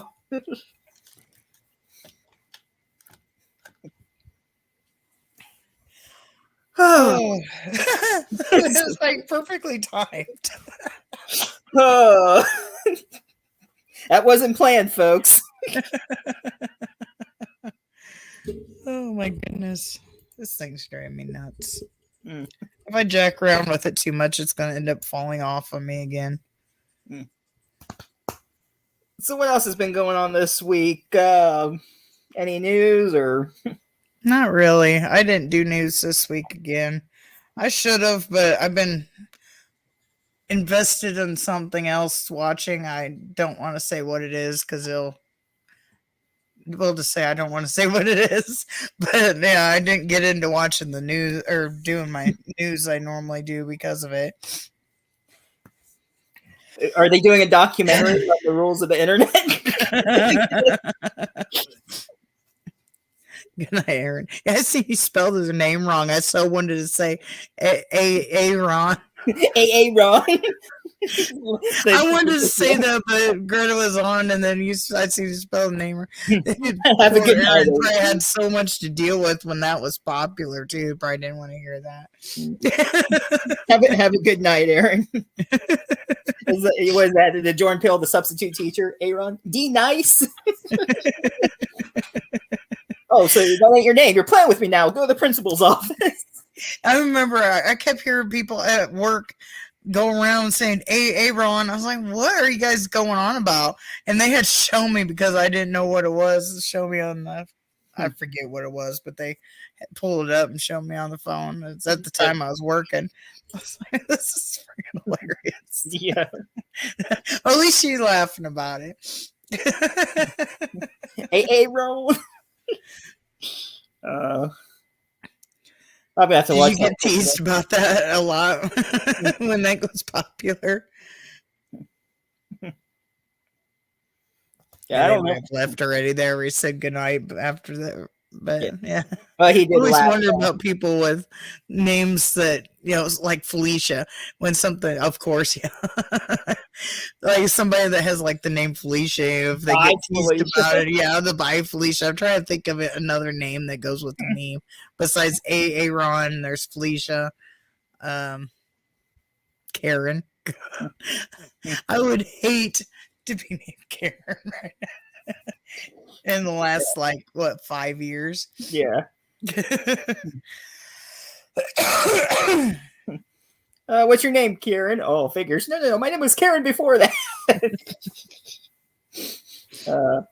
I forget what started that. Oh, you're a Karen. I have no idea what started that.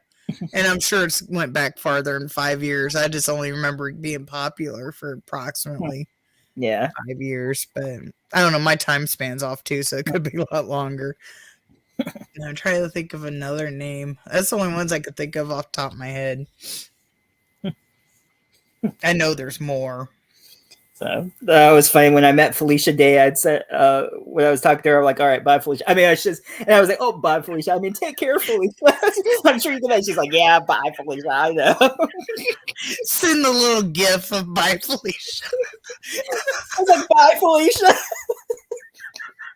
She was nice though. She thought it was funny. She's like, "Yep, I get that." At least she's nice and fun, and can joke about it. Yeah. Good old Friday. I was like, bye, Felicia. Bye, Felicia. I seen the guy that played the crackhead in that just passed away this year. I don't remember his name. I just remember seeing that. Yep, it's been a year of people passing away. It always seems to hit right in a row too. When one person goes, it's just like boom, boom. We're like, damn. Yeah, it's always in threes. Always in threes. Yeah, maybe. Hopefully, I'll have a little bit more time next week. Maybe I'll do a news. I know I've seen a few articles pop up horror related that it's like, oh, I should share that. But honestly, it hasn't only been there really hasn't been that much to cover. It's like Not really. Last week there was like maybe 1-2 articles that popped up, and then I think this week there was like 1 or 2 interesting articles that popped up that I was like, that's not really much to make a video. I was like, 2 weeks before that, I just went live, went over. There was like 2 or 3 articles to go over, and just like chatted the rest of the time because it really wasn't. It's not enough to put the effort in editing the video to put it out. If there was more to like put the effort in, put the music in, put my intro in, because I spent a lot of time on that, and then editing stuff. If it was worth that, then maybe. But 1 or 2 things that it's like, I don't know. Yeah, even I noticed there hasn't really been too much going on yet. Yeah. Yeah, I keep an eye on everything. I share articles for, through Bloody Disgusting and stuff like that. I only watch what I call trusted.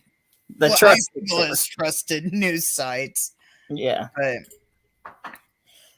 yeah, this week starting tomorrow is Wild Eye Week, so I'll be doing that. And a little spoiler alert, first one actually is Sharkenstein. I did a review. I think I did that last year. I'm not doing it this year. It's just I haven't done a review in like forever, so I was just like, I like to participate, but I just don't think I have the mindset and the will to do it. So a Wild Eye day, yep. So do you got Sharkenstein? Any other ones you got planned, or do you want to keep those have secret? to wait and see. Since we were talking about Sharkenstein and stuff, well, spoiler alert. Okay, we'll talk about that one. Is that going to be your first one to kick it off? Yes, that'll be the kickoff. So I think I got some good ones. So nice. So yeah, I got almost over 200 titles, 300 titles. I forget what I'm up to now. I got to count them again. It would be hard to not be able to pick enough for a week for your collection. I still need to watch a whole bunch of them. Like I have them and I haven't watched them. I mean, I've watched a lot, but then there's a lot I haven't watched. But it's like Greta was saying, watching other shows and stuff, it's hard to watch everything. But yeah. It's like maybe one day I'll just sit down and have an all day Wild Eye, just Wild Eye after Wild Eye after Wild Eye. Yeah, I think it's next week. I don't know. I don't remember what the date is, but Prisoners of Ghostland is dropping to Shudder. So I can't wait for that. I want to see it so bad. Apparently it's for sale. I haven't went physically checked it out, but somebody told me it was for sale. Okay. So I can't wait to. But I've been waiting for it to pop on to Shudder. So I want to say it's next week. What was it? Might be this week. Prisoners of Ghostland. Mm-hmm. With Nicolas Cage. It's supposed to be his craziest movie yet, supposedly. How the hell it could top Mandy or Willy's Wonderland, I do not know, but supposedly it does, according to all the trailers and whatnot. Prisoners of Ghostland. I'm just curious to see if it's on somewhere here that I watch stuff. Let's see. Yeah. I might have to Bill Moseley in it. It has the chick that's in the new Mummy with Tom Hanks. See, no matches found. Okay, so yeah, not yet. Yeah, I want to say, I forget what the date is. I don't have it in front of me at the moment, but yeah, sometime this month. I want to say it's next week, but I could be wrong. I know Great White is on there right now. Yeah. I already bought that one, but I couldn't wait. I had to see it, so I bought it. They had it on sale on Vudu. So I was like, I'm just going to buy it. I knew it was coming to Shudders. It's like, I can't wait. Oh, I got to catch up on the new season of Creep Show. I watched a couple of them, but I haven't watched any of the new season of the Creep Show. I haven't watched any of that. We watched, last night we was on Disney Plus and watched Jungle Cruise and Shang-Chi or whatever it's called. Yeah, I haven't watched that yet. I saw they put that on there, that new Marvel one. So. Yeah. I was shocked they dropped. I didn't see any advertisements of them dropping Shang-Chi. Yeah, neither did I. Disney Plus. I knew Jungle Cruise was coming within a couple weeks. So I was watch it because I really wanted to see Jungle Cruise. So I went and checked last night, and poof, it's on there. I was like, I know it wasn't on the week before because I'd went on to check to see if Jungle Cruise was on yet. And normally when they put that on there, they charge that ridiculous $30. $30, yeah. And so it didn't go through. They did that with Jungle Cruise. It was on there early. You paid the $30. Then it disappears for a little bit and comes back. They did that with Jungle Cruise and they did it with other movies. Like but for this one, they just dropped it on there secretly. Yeah. I mean, they even did it with Black Widow, I believe. You had to pay. That had the $30 charge. Yeah, but this one didn't, and it's a Marvel also, so I'm like, yeah. Oh, okay. Yeah, Black Widow, because that one's back. Black Widow's on there where you could watch. We just haven't got around to watching that one yet. But when it first dropped, though, it was a $30 one. Yeah, $30 charge. But this one did not have a $30 charge. But yeah, we watched it last night. We enjoyed it. I mean, it's not the greatest Marvel movie there is, but yeah, I like Awkwafina. A lot of people hate her, but I like her. I think she's so funny. But yeah, she's in it, and I forget what the other dude's name is, but yeah, we liked it. I'll check it out. So. It's probably more of a kung fu movie than it is a Marvel movie, but later on in the movie, it does start turning Marvelish. But like for the most of the movie, it's just like a big kung fu thing. And I don't even know if it's really considered kung fu since there's all these different types, but we'll call it kung fu because I don't know what the regular term is. There is a surprise in it. I don't want to give it away because it's a spoiler. There is a surprise connection to two movies in the Marvel universe. They always do like that in credits and stuff. There's one to Iron Man. I couldn't tell you which one, but one of the Iron Mans. And there's another one to Doctor Strange. I was going to say probably Doctor Strange because some of the like kung fu stuff seemed like the type of that they had. But yeah, there's two. Once you see it, you'll know. I want to say it, but it's going to spoil it. But yeah. But yeah, there's... Well, even when I saw the trailer, I'm like, this is Kung Fu meets Doctor Strange. That's what it felt. That's what it felt like. Yeah, I don't remember what they showed in the trailer, but off the top of my head, but yeah, Doctor Strange is definitely a reference in this, and one of the Iron Mans. I don't remember which one, and if I say it, I might give it away. Like, say the reference, it's just going to give away the whole spoiler, but yeah. Definitely check that out. So yeah. Because first we watched Jungle Cruise, and then I watched the Ching-Chi or Shang-Chi or Shanghai, whatever it is. I'm not even sure what it's called. I have to look at it again, but yeah. Well, we enjoyed it. I mean, it wasn't the greatest there was, but we enjoyed it. Yeah. I want to, once it's up there again, I got to see the beginning of, I'm so mad when I went to the drive-through that one night and saw Halloween Kills and Venom 2. I was at the snack bar and Venom had started. I thought I had enough time in between the commercials or the trailers before it went, and I missed the beginning of it. I could see it, but I couldn't hear it. I'm like, ah. I want to see Venom, especially Woody Harrelson being Carnage. I'm not really versed in comic books, but seeing Woody Harrelson, but I haven't seen it streaming anywhere. I went and checked last night, but not yet. I think it said it's coming to Vudu soon. I forget what it said. I saw an email on it, but I forget what the date was. But yeah, so it wasn't on there last night when I was looking at it. I like checking once a week what the sales are. Yeah. See if there's anything I want to buy. But I prefer the physical, but I'm running out of rooms. And sometimes Vudu is cheaper than physical, so yeah. Yeah, it's pretty funny with Venom and Eddie too. It's almost like an alien odd couple. So definitely worth checking out. Yeah, I definitely want to see that. There was something else I was wanting to watch. Oh, Clifford is on Paramount Plus. I watched it. It was funny. I didn't know till last night it was streaming. Yep. So we might watch that. At least me. I think he's setting his headphones for the night. But I might watch Clifford when I get done with this. Because that looks kind of funny and cute. It is actually kind of funny. I like Kenan Thompson. He's the vet and in it, and he's just like, okay. And so big, he breaks the scale. And he's like, I'm just going to put down heavy.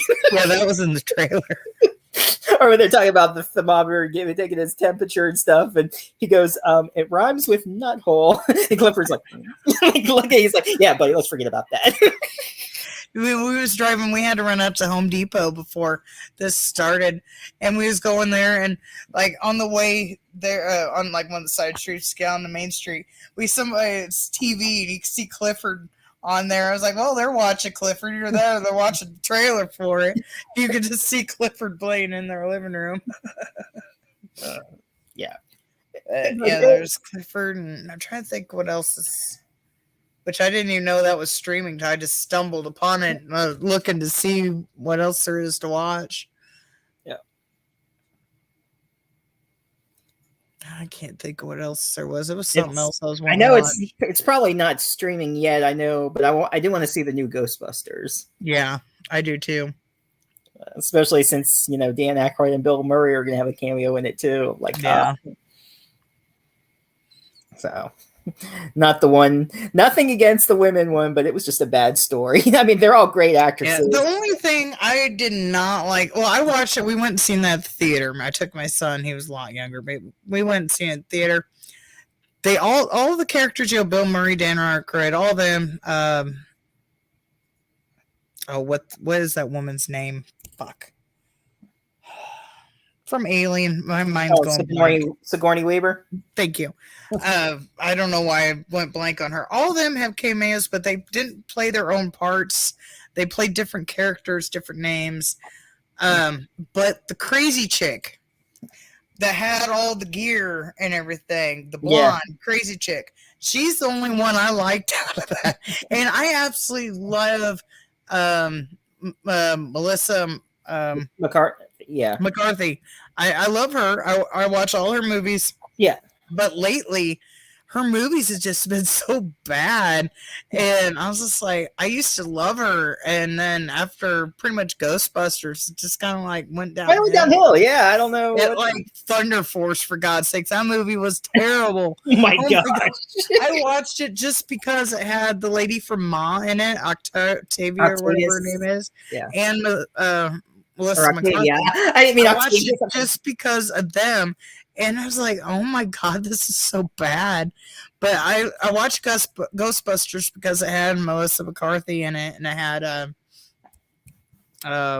what's the other one's name? Well, it had Thor in it. Yeah. But he was just a moron. Yeah, I was like, what the heck? But yeah, I don't remember the crazy chick is from Saturday Night Live too, but I can't remember what her name is. But yeah, I liked her just like how her character was. But that's like literally the only things I really liked. Though. I mean, yeah, I did like her, but it was just nah. I own it. I own all the Ghostbusters, but I wasn't impressed with the 2016. It was definitely, if you're gonna have the Ghostbusters cameo in the movie, at least give them the original parts.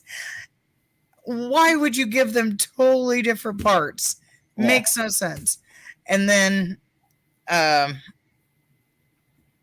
kind of see why they gave Thor the dumbass role, but still, it was too over the top and didn't need to be. It was kind of like how how Dan Aykroyd, how the Ghostbusters had that Ghostbusters, the kind of annoying receptionist. I see what they tried to do, but it was way over the top, and it was just you made you tune out. But Crazy Chick, I wish I remember her name, but Crazy Chick was like the only saving grace of that movie. Yeah, like, Melissa McCarthy was just like, eh. I when I first saw the trailer, what's the other one's name? Something Swig. Wig. Yeah. Her, she was eh. I don't really care for the other one. She seems to have kind of an attitude in her comedy. I don't like her. Yeah. But I've never liked her, not just because of this movie. I didn't like her on SNL, the clips I've seen. I was like, I never really liked her. But Yeah, I was just like, man, I was disappointed, but it is what it is. But yeah, I'm excited for this one. You know, Paul Rudd's gonna be in it. Like some of the one or two of the kids from Stranger Things is gonna be in it. Yeah. They're actually the grandchildren of Egon or Egon, not Eon, Egon. So. But yeah, so I am looking forward to. I forget who else is supposed to be in it besides the Ghostbusters. I don't remember if Sigourney Weaver. I don't know if she is or not. Or else either they haven't said and it's just going to be a surprise or not. So. Right, yeah. I've been trying to stay away from like reviews and trailers and stuff. So I saw I forget where it was, but they didn't know it was some convention or whatever. Or a bigger one, kind of not San Diego, but something similar. There was like the directors or whatever there, and they actually surprised the audience, and they got to be the first ones to screen it. Like, lucky. Right. That would have been fun. Yeah, that would have been pretty amazing. It's like, why can't I ever be anywhere where they do something that big? Like, right. I mean, I did see Old 37. I saw the premiere of that. I saw the first one of that. I saw 10-inch Hero at an Icon convention. That was one. Jensen Ackles was in that, and who else was in that? I can't think of her name, but she was in the movie The Faculty. She was in that. They work in this sub shop, and this.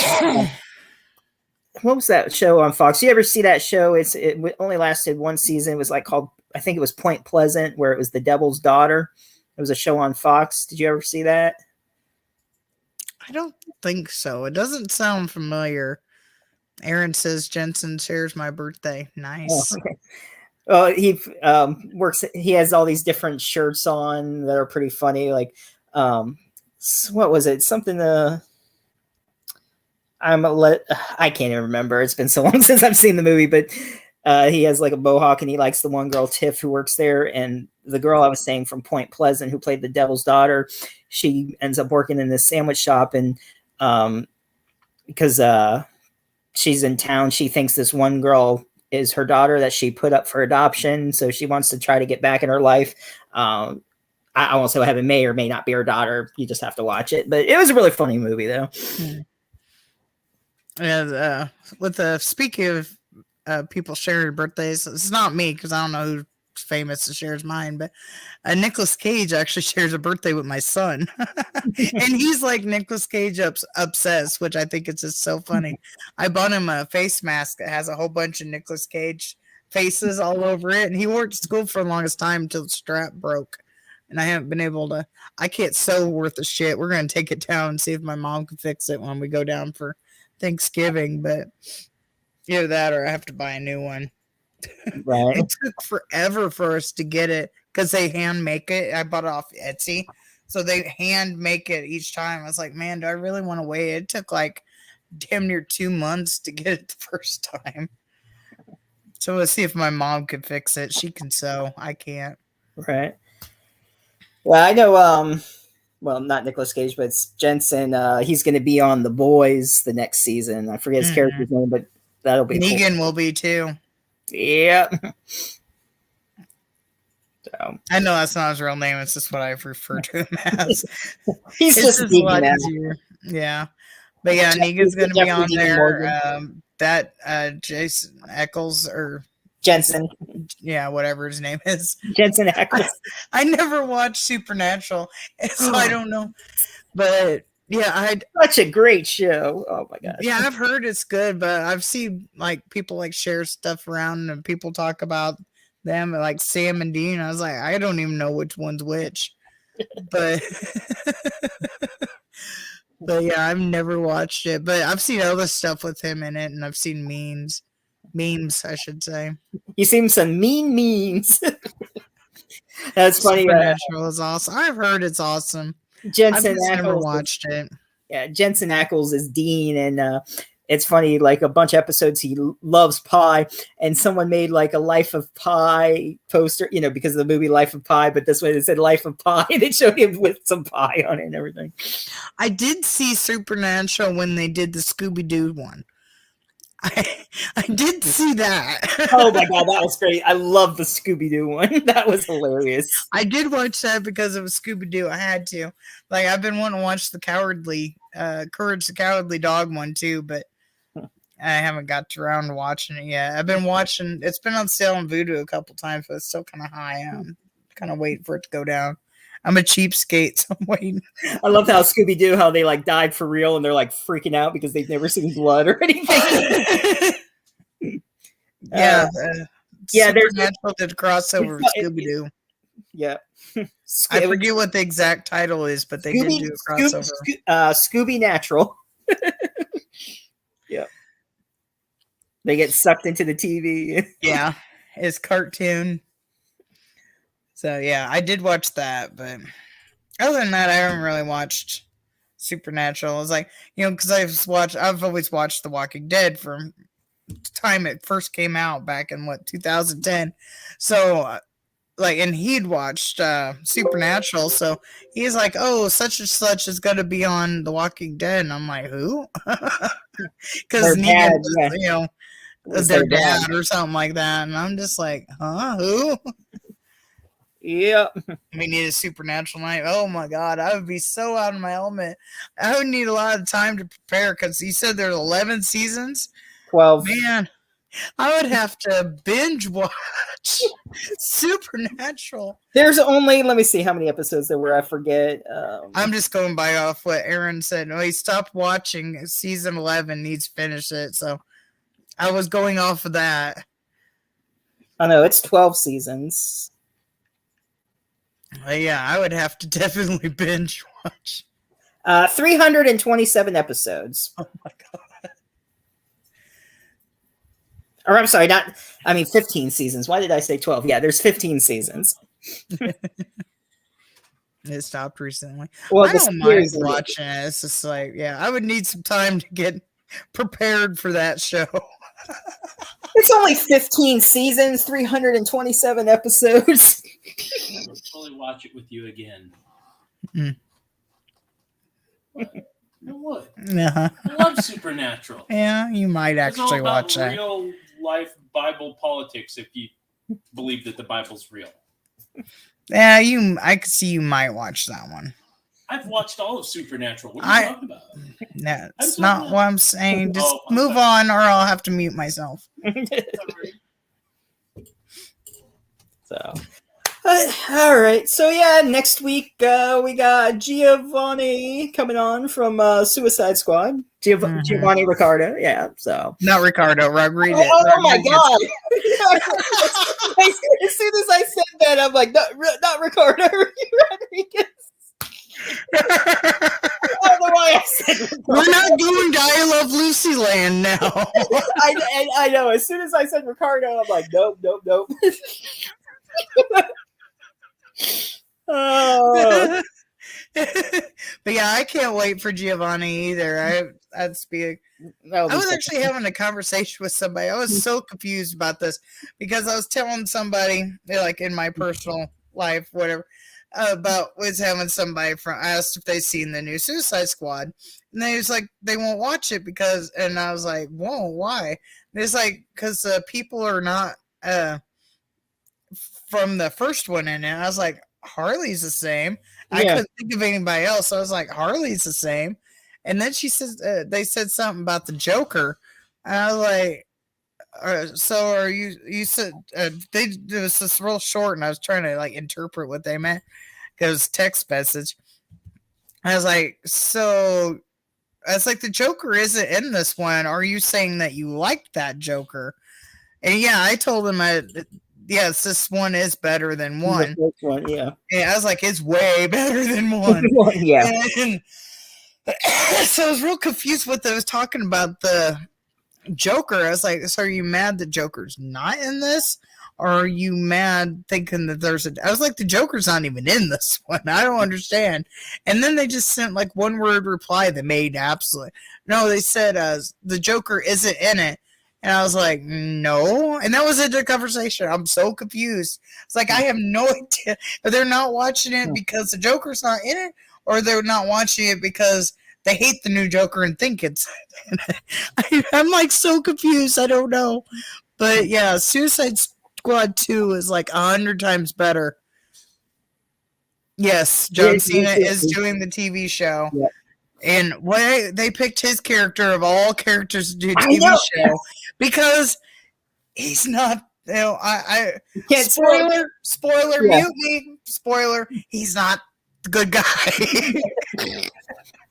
Yeah, it's like spoiler alert if you haven't seen it, but yeah.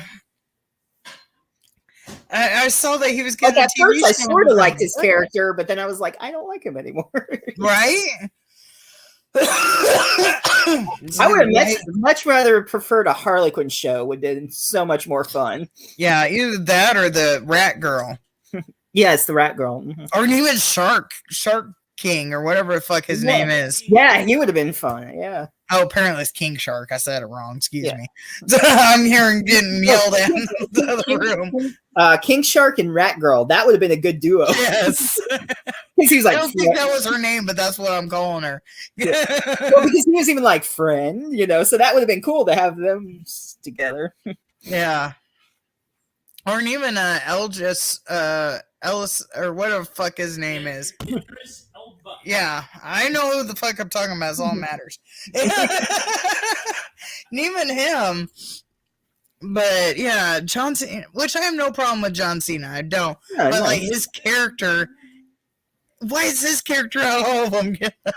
You know, show. Yeah. Yeah, I don't know. He was ridiculous and he was funny. So yeah, but he wasn't the good guy. So it's like you hate him in the movie and then they're going to make you like him afterwards. It's like, what the hell? Yeah, he did really good. I will admit that. It's just, I just don't get the concept of taking the bad guy character and giving him the good. No matter what character they would have picked. I really like to see more of the Weasel too, because that was funny after what happened. Like, yeah, well, if you watch the cutscene, he's that's why I said. That's what I said. That's why I said because he's still alive. Right. Yeah. Yeah, I can't. Yeah, I just had to buy that again because I was. I went to go watch it because of Giovanni and make sure I remembered his scene really well. And I was like, it's not streaming anymore, so I had to hurry up and go buy it. Yeah. Which I don't mind because I did technically own the first one because I got it super cheap somewhere. Yeah. Well, after seeing the second one, though, the first one was like, meh. Yes, exactly. The first one is so much better. You mean the second one? Yes, that's what I meant. Shit, I didn't realize I said that. Yeah, the second one. The second one is so much better. I'm glad you caught that because, yeah, I don't want to go on record saying the first one was better. The first one is better. I love it. I should have said anything. The first one is better. Clip it and make a short like I did with my ASMR. Just keep it going. Put some music. The first one is better. First Suicide Squad better. Like one of those little clips. Hell no. No, I didn't know. No.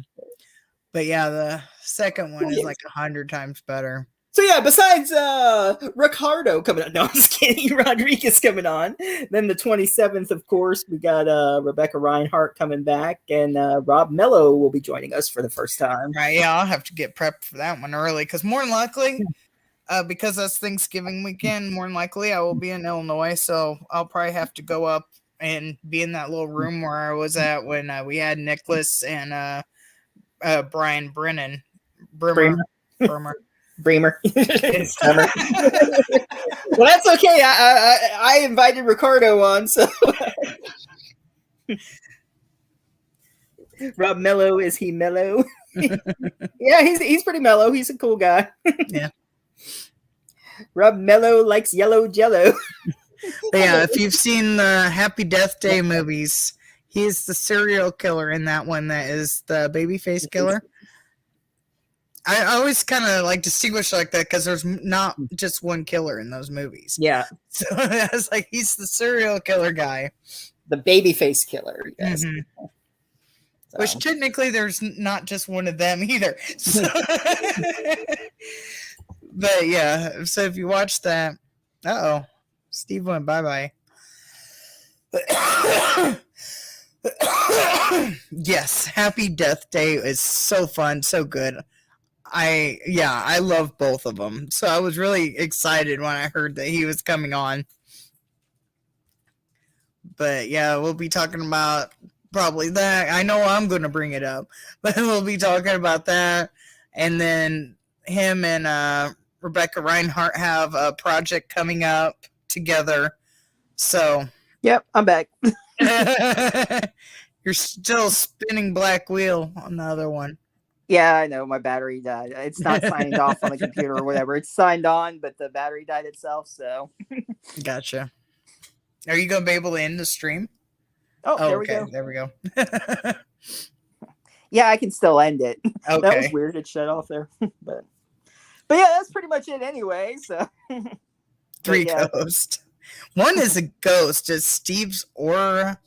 So yeah. Or his evil twin.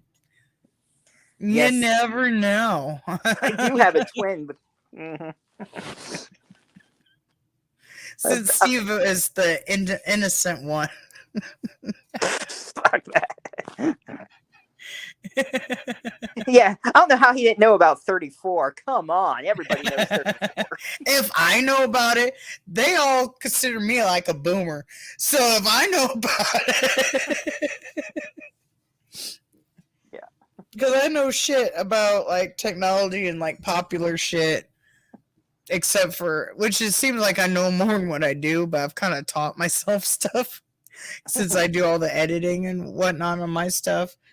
But yeah, I basically don't. I have to be kind of shown a little bit, and then I could catch on. But I basically don't know shit. But yeah, on that, I guess we'll go ahead and end it for tonight. And next week, let's see, not Ricardo, Rodriguez will be joining us. Yep. Yeah. So tune in for that.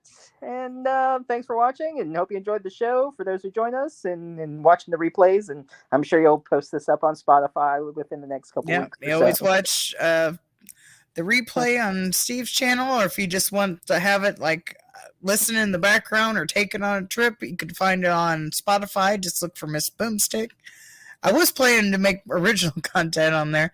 I do have one review on there, but then I started posting review. So yeah, so then I started posting our stuff on there. The only one that's like really taken off is the paranormal one.